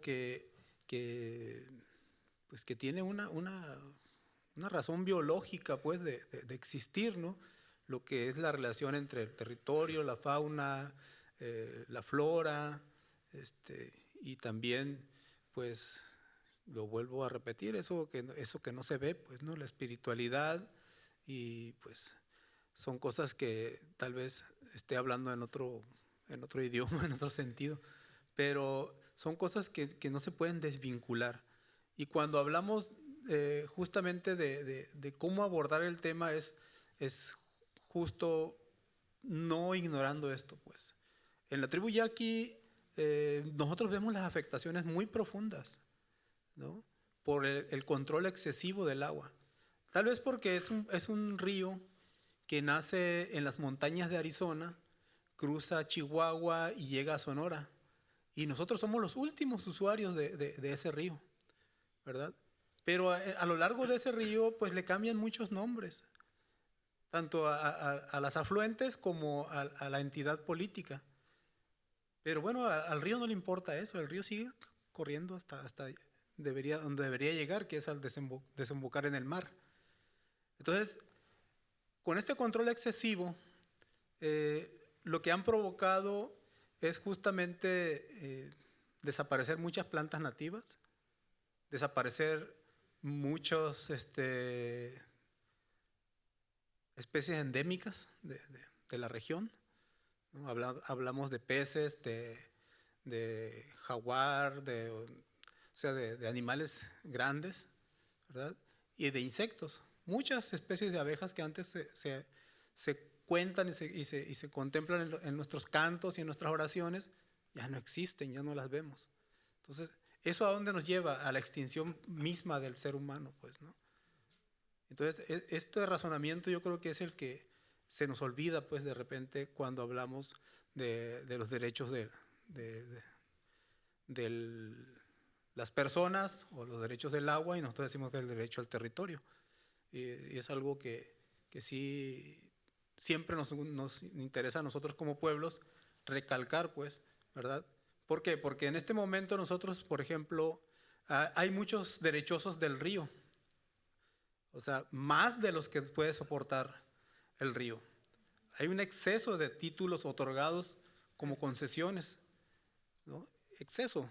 O sea, en papel hay más agua que en lo que existe en la realidad, pues, ¿no? Entonces, ¿qué hacemos con eso? Lo que está provocando eso es que en este momento las minas tienen preferencias, la industria, ¿verdad? Que en la ley se contemplan como poblaciones y es algo mañoso, ¿verdad? Derechos de la población, dicen. Bueno, las ciudades tienen población, pero no quiere decir que sean los seres humanos que habitan esa entidad, pues, sino que también hablan de los parques industriales y todo eso, ¿no? Y cuando hablamos nosotros también de los derechos, nos pone en una balanza a los pueblos indígenas de decir, bueno, ¿y qué tanto derecho te da la Constitución a ti de volúmenes de agua? ¿Y qué tanto beneficia, verdad? Porque la cultura occidental básicamente la justicia la plasma en el número de habitantes que vas a beneficiar con 1 metro cúbico de agua. Y dicen, no, pues es que ustedes tienen muchos derechos, más de los que debería de beneficiar esa agua. Y nos ponen en una balanza de decir, bueno, ustedes están luchando contra un acueducto que lleva agua a Hermosillo, a la ciudad de Hermosillo, que son alrededor de 800,000 habitantes, y nos dicen, ¿ustedes cuántos son? Pues 40,000. No, pues entonces el agua beneficia más acá que acá. Pero nosotros somos 40,000 sobrevivientes de guerras intermitentes de más de 200 años. Y somos los primeros habitantes. Entonces pero eso no viene en la balanza, pues es muy injusta esa balanza con la que nos miden, ¿no? Eso provoca entonces que controlaron todos los escurrimientos, y cuando entra justo al territorio yaqui, pues ya no hay escurrimientos superficiales. Y entonces para tomar agua, nuestros pueblos, nuestros hermanos, nuestros animales, nuestras plantas, pues tienen que tomar del subsuelo. Pero este subsuelo en este momento, está en una situación de crisis. y estamos tomando agua, entonces estamos condenados a tomar agua de pozos que tienen alta concentración de minerales tóxicos, pues, ¿no? Incluyendo pues el arsénico, el flúor, arsénico, manganeso, y eso lo reconoce el Estado mexicano con sus instituciones. Dicen, bueno, tiene niveles altos, pero no es que te vayas a morir ahora. Entonces, a eso nos están condenando. Pues entonces es una lógica muy diferente la que se está viendo desde las instituciones, desde las políticas públicas, a lo que estamos viviendo nosotros el día a día en nuestras comunidades. Gracias. Antonio. Voy a hablar en español porque me voy a referir a lo que sugiere don Mario. Este asunto de que el agua pertenece al territorio, porque nos remite al tema de los derechos de la naturaleza. Y para mí el problema sería quién representa la naturaleza, ¿no? O sea, el derecho tiene un aspecto pragmático, calculable, que en el positivismo jurídico trata de reducir todo a abstracciones que todo el mundo pueda manejar. Y bueno, hay esa manera de leer el derecho. Y luego tiene una parte expresiva, digamos, todo discurso jurídico expresa y sí tiene a veces este papel de interpelarnos en un nivel más emotivo y simbólico. Cualquiera de las dos posiciones que tomemos nos va a llevar al problema de la representación. Es decir, yo no tengo problemas con la idea de que la naturaleza tiene derechos, y hay muchos jueces, ahora cuando los jueces quieren impresionar y que a los demás declaran que tal río tiene derechos, ¿no? Suena muy bien. El problema es quién va a representar al río. Y ese es un problema político, ¿no? Y yo creo que aquí podemos volver a la tour. Ayer Dayan nos invitaba así, ¿dónde está? Siento el fantasma de Bruno Latour. Bueno, Latour en sus primeros trabajos empezó, en sus trabajos políticos, a proponer que en la Asamblea Nacional hubiera un número de asientos para la representación de la naturaleza, ¿no? ¿Cómo le hacemos para asegurarnos de que unas elecciones normales expresen eso? ¿No? Me interesa más el mecanismo y sus consecuencias. Por eso terminé hablando del Poder Judicial. Porque el problema es quién representa, cómo nos hacemos representar los valores en los que creemos. Y ese es un problema político de diseño constitucional que si no lo resolvemos bien vamos a caer en el tecnicismo que ya dijo Enrique del desmadre que traemos. Ismael, ¿querías? Sí. Voy a continuar la tendencia del español. En el idioma que ¿Quiénes guste. no entienden español? ¿Todos entienden ¿Todos español? Creo que... Is there anyone who doesn't understand any Spanish? But we do Pero have es muy poquitos. have Okay. simultaneous translation if Muy bien, pues parece que va a ser la mesa ahora de español, preguntas y respuestas. Yo quisiera dejar una pregunta para don Mario al final, que me interesa mucho en términos de la compensación. Pero primero, en ese asunto de quién es el dueño de la tierra, la pregunta que hace Gabriela, me parece que ese asunto de la tenencia de la tierra es algo muy importante. Yo lo dije muy rápido, pero cuando les pasé la lámina de la Presa Libertad, que está pequeña, es increíble que se licitan las obras y ya que están licitadas los proyectos en construcción, luego se les ocurre arreglar los conflictos con los dueños de la tierra, con los ejidatarios. ¿Qué no lo podemos hacer al principio? ¿Que no un buen ingeniero en la ingeniería 101 o un economista en su Economics 101 le explican que ese asunto de la tenencia de la tierra se tiene que hacer desde el principio? Que cuando se aplana la infraestructura, y acá hay una lectura fabulosa sobre eso, que se llama el diseño inicial. ¿Por qué no cuidamos el diseño inicial? Initial design. Y eso significa, en español de México, hacer las cosas bien a la primera. Es más barato, de veras, es más barato. que andar arreglando luego los conflictos y contratando abogados, que no tendríamos que andar contratando. Sí, de verdad, es darle trabajo a los abogados. Se va a los litigios, se va a los tribunales, se va a la Suprema Corte, distrayendo a la presidenta de la Suprema Corte de Justicia de la Nación con cuestiones que se pueden haber resuelto desde antes. Muchos asuntos que llegan a la Corte se pueden haber resuelto antes con una buena negociación. Y aquí la pregunta para don Mario, quizás es el sesgo de economía, pero yo tengo la impresión de que estas transferencias rurales a las ciudades se pueden dar si se diseñan bien y se planean bien y se llaman unos mecanismos de compensación. En 2019, con mi colega Dustin Garrick, que tú conoces, Scott, y otros colegas de Oxford con recursos del Banco Mundial, hicimos una investigación, un review internacional que publicamos en una revista que se llama Environmental Research Letters.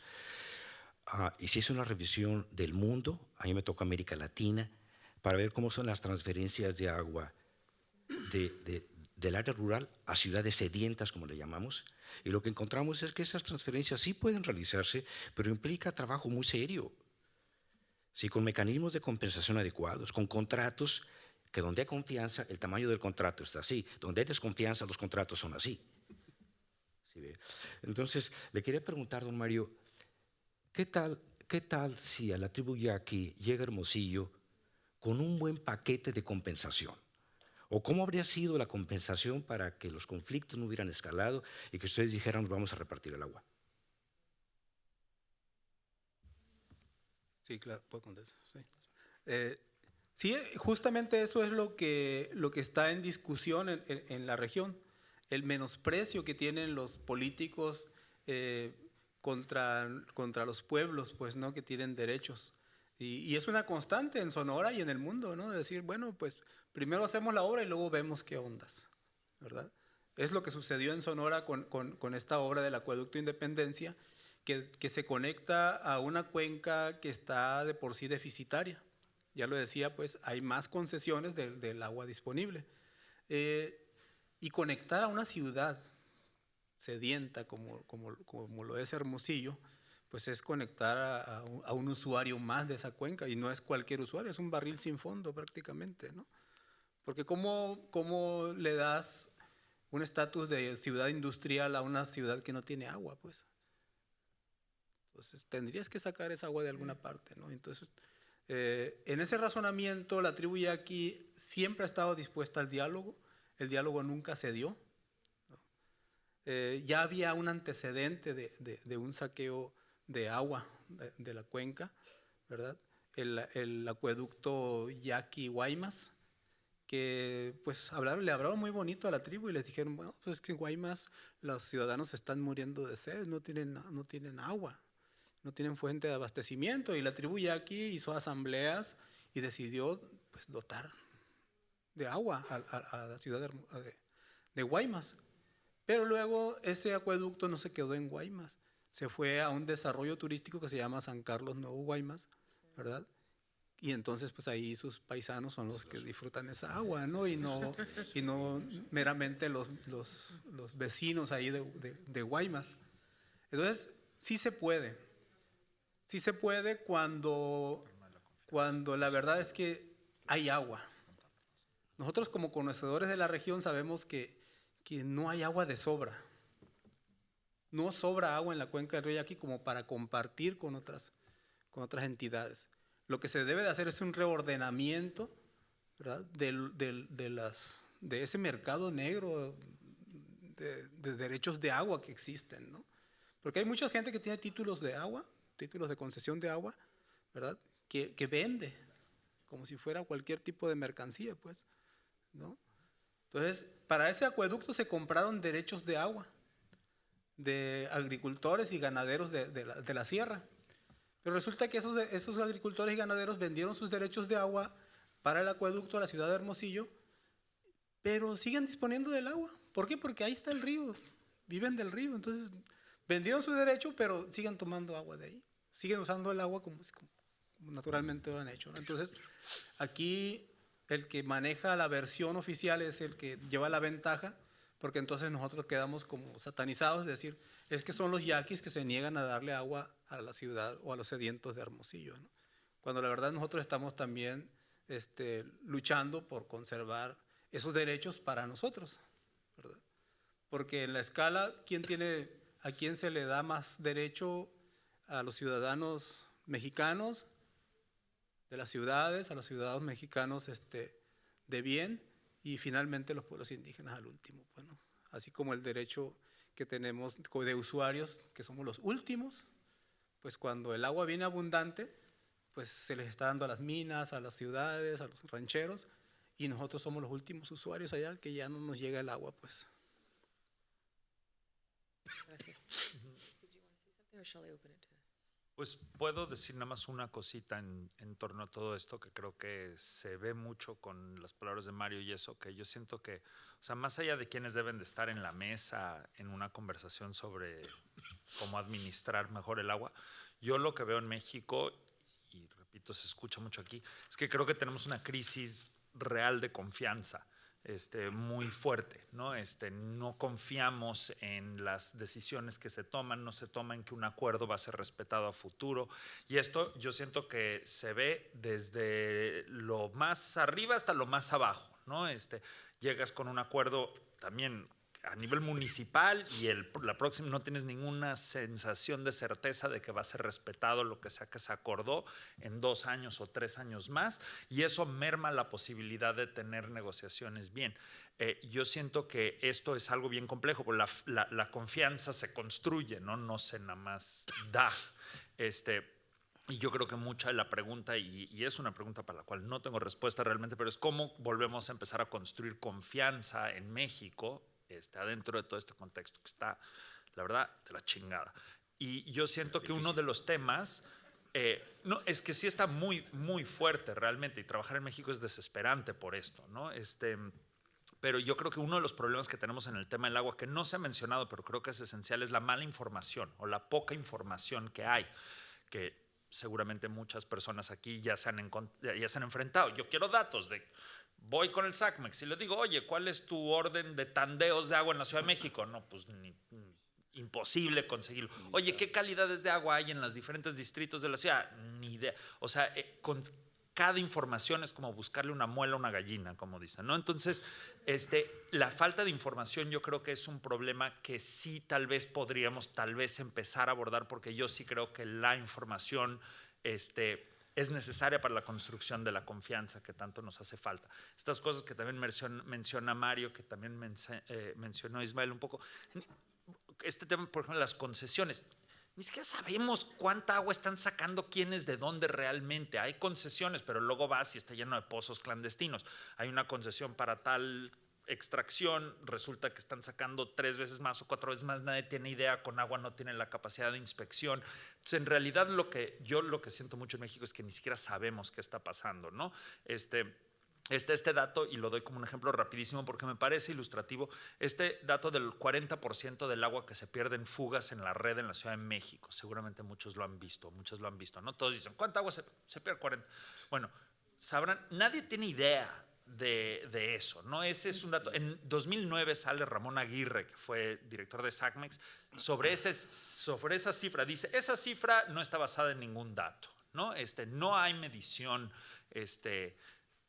a menudeo, no me acuerdo cómo dijo, la micromedición como para tener idea. No tenemos ni idea, y esa es la realidad. No sabemos cuánta agua se pierde en fugas. Un muy amigo, cuando vivía en el Ajusco, cuando fundé Isla Urbana, estuve muchos años viviendo en un barrio del Ajusco, y en una peda, el papá de un amigo, en unos 15 años, el papá de un amigo llega y me dice, ¿sabes, Enrique? Yo trabajé 30 años en SACMEX, yo me jubilé del SACMEX, y mi chamba era hacer la medición, los registros, pero ¿sabes de lo que viví? De poner tomas, ¿no? O sea, él se pasó 30 años conectando gente con una toma que se saltara el medidor. Un empleado de SACMEX, ¿no? Y me lo cuenta. Entonces, ves este tema de confianza, ¿no? O sea, no hay confianza a ese nivel. Entonces, no sabemos cuánta agua ahí se pierde en fugas, cuánta agua está concesionada, cuánta agua en realidad se está llevando cada quien, cuánta agua usa la Coca-Cola, o cuánta agua usa la Nestlé, o cuánta agua usa la ciudad de Hermosillo, ¿no? Entonces, yo creo que lo de la información no lo hemos mencionado, pero es central, y es algo que si no empezamos a crear información y poderla encontrar, siempre vamos a estar además teniendo conversaciones que ni siquiera sabemos si están basadas en algo. Bueno, muchísimas gracias a todos. Nos quedan unos minutos para unas preguntas. We do have, so many questions. Okay, so, and we have about 10 minutes. So Paola is going to take the mic and, yes, can I, Americ? And then, Okay. and I see you over there as well. Okay, thank you. Gracias. ¿Se puede hablar en español entonces? ¿También nosotros? Somos un panel completamente bilingüe. Entonces, Adelante, ya decidimos. you can choose any language you wish to ask your question in. Okay. Maybe I should start practicing for my presentation then. You can ask. Regarding this trust issue in Mexico, I started studying uses of water for mining, for large-scale metallic mining in Sonora. And now that Mario is saying about, this water is needed for Hermosillo City, this 30 to 50 million cubic meters of water that are taken from the Novillo all the way west to Hermosillo City. Well, what I found is that I did this analysis 2 times, one in 2019 and another one in 2022. The first time that I did it, I found that concessions for the mining industry in Sonora used around 123 million cubic meters of water. That was exactly the amount of water for the supply of Hermosillo City at that time. So water for mining could be the water that Hermosillo City uses.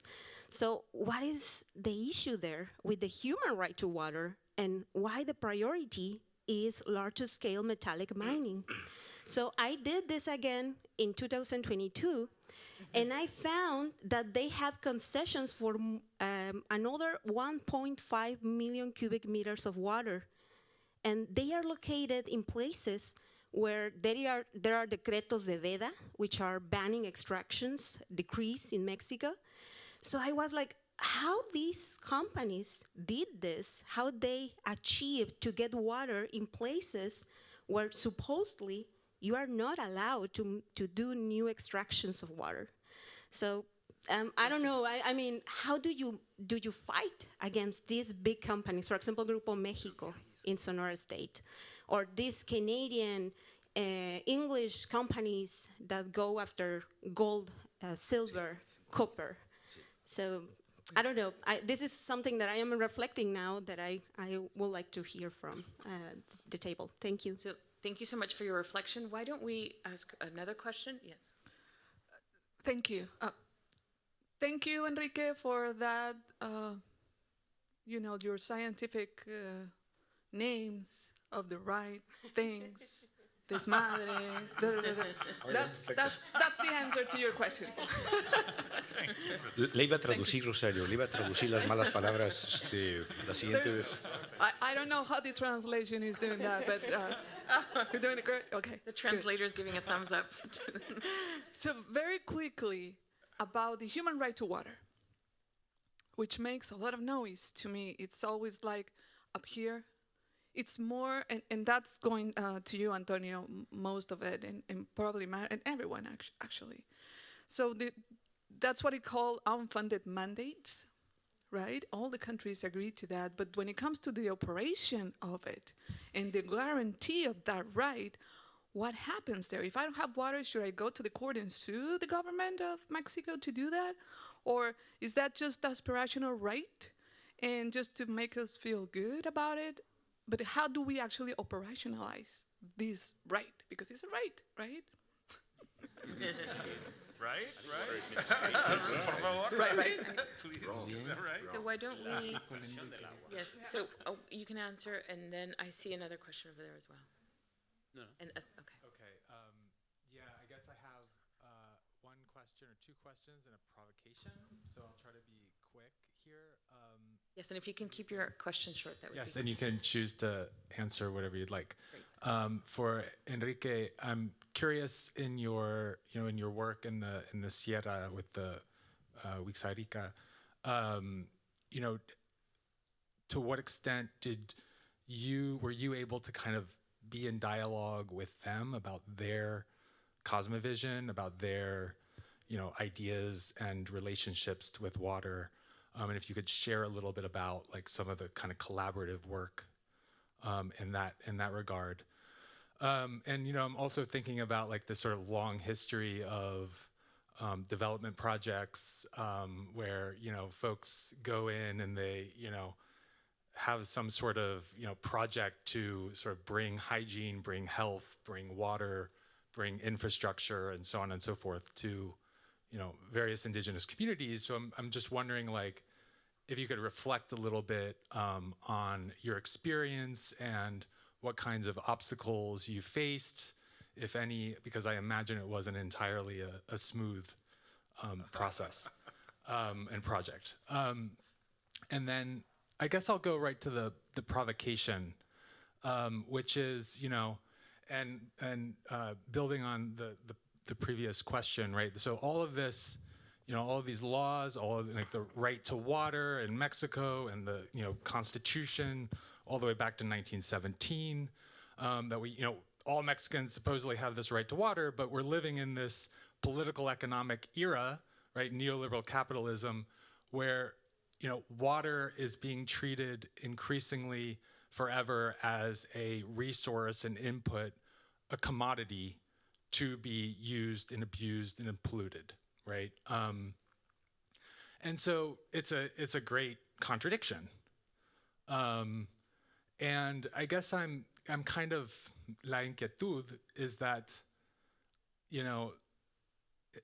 there was kind of references to extraction, references to capitalist processes, but none of you actually named it, right? It was like no one actually named capitalism or really dig deep into what this sort of neoliberal capitalist moment means for how we can actually build a world together in which all kinds of different people's cosmovisions, ideas about water as being territory, about water as a right, about water as a set of relationships to the land, to other organisms, to ourselves, to our health, right?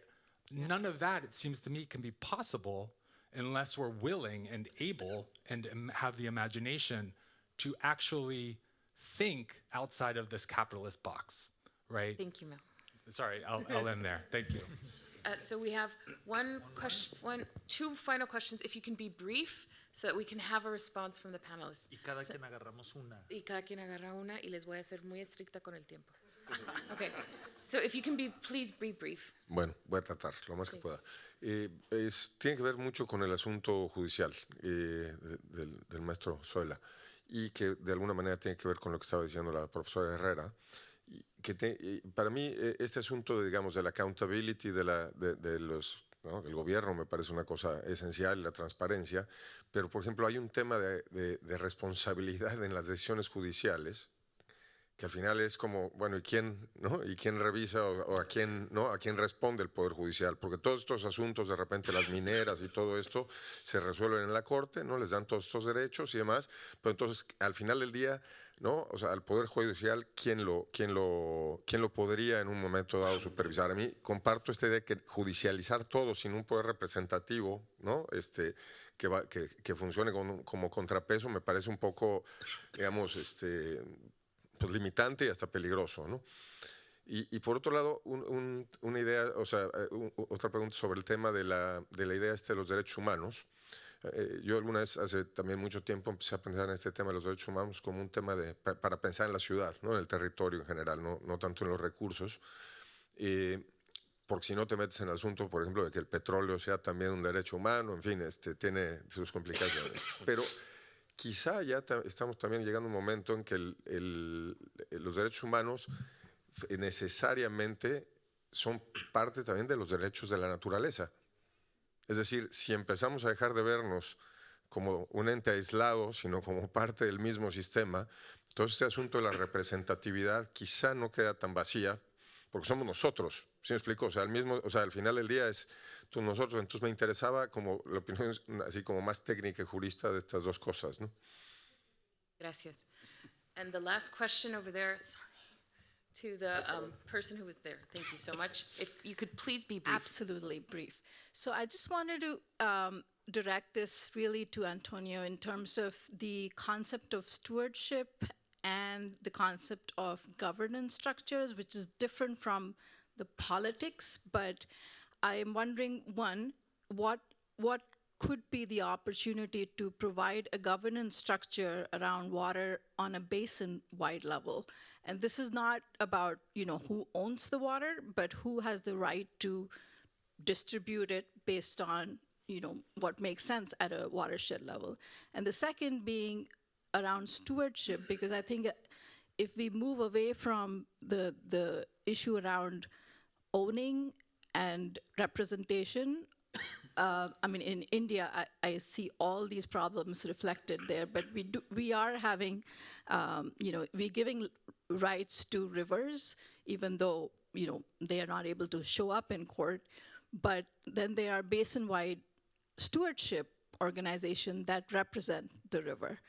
And so that is connected very directly to the indigenous communities that are the holders of wisdom, and connect this back to sort of the spiritual as well as sort of right to use the water. But I'm wondering where this all stands in Mexico. Thank you so much for that question.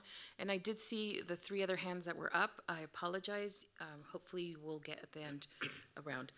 I'm going to be very strict with the time because each of you has 2 minutes. And I will cut your mic off. No problem. But there was this question about stewardship. I love the concept.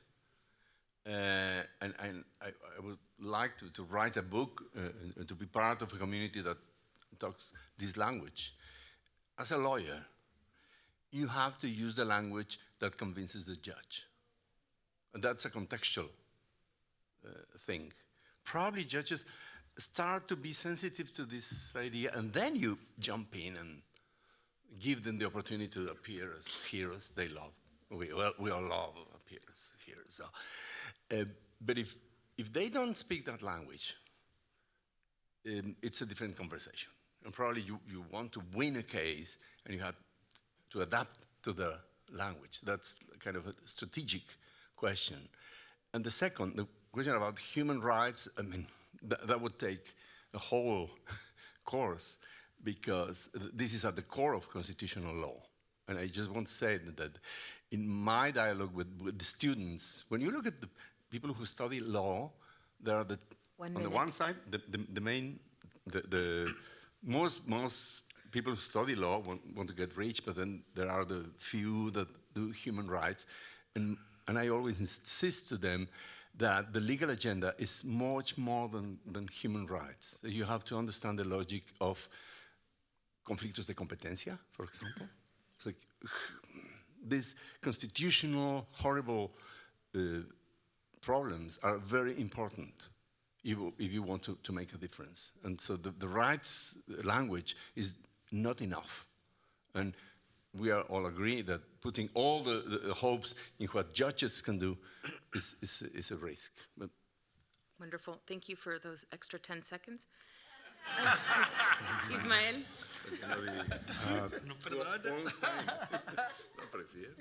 Me gustaría tocar la pregunta de Rosario del derecho humano al agua.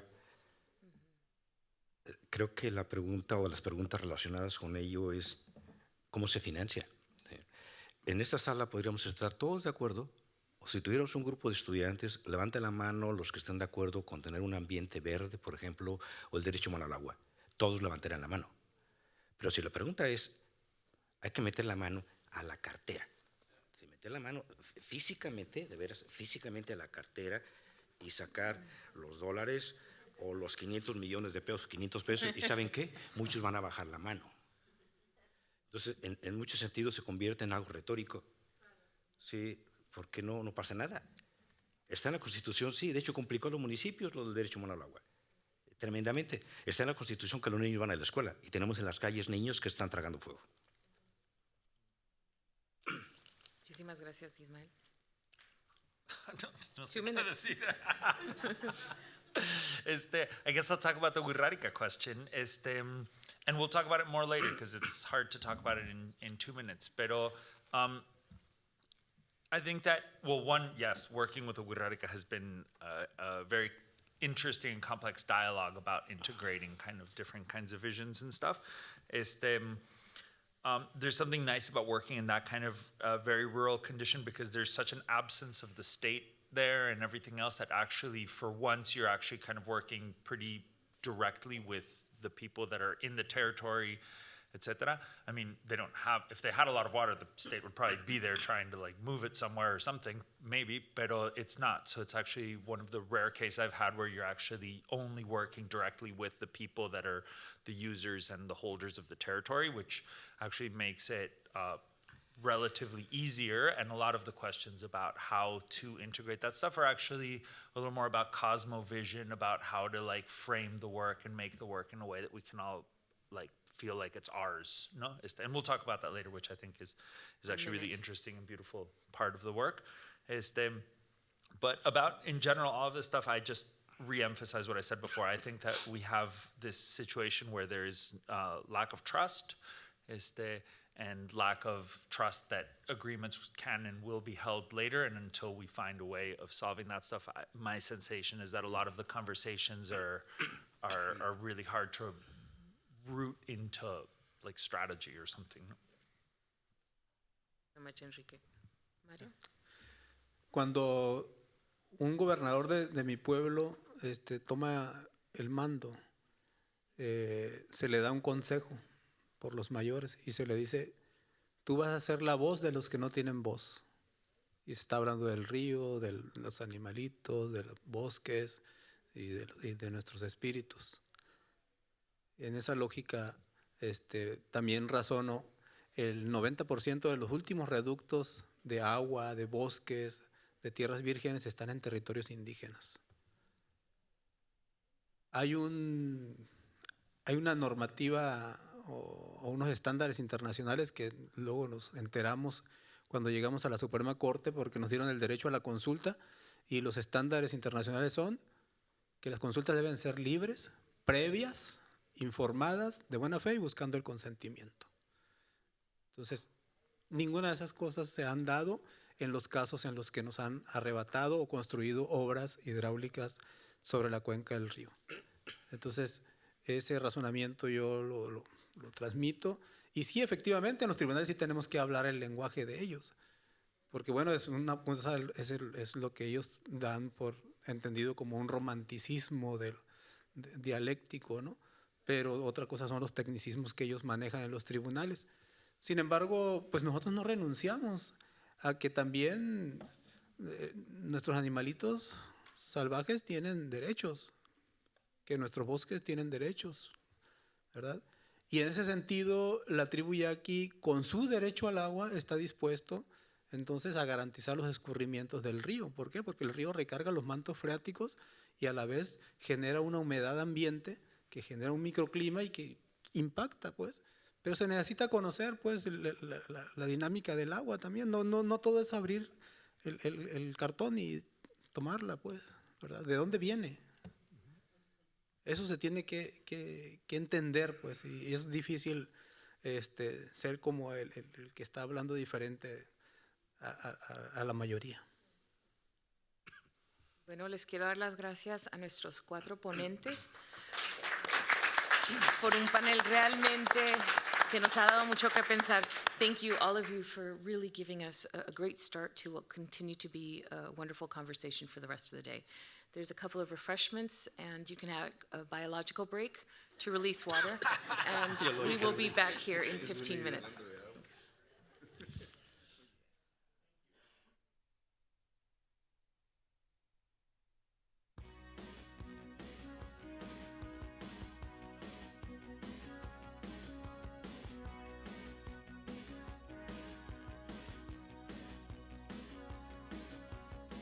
I get up in the evening and I ain't got nothing to say. I come home in the morning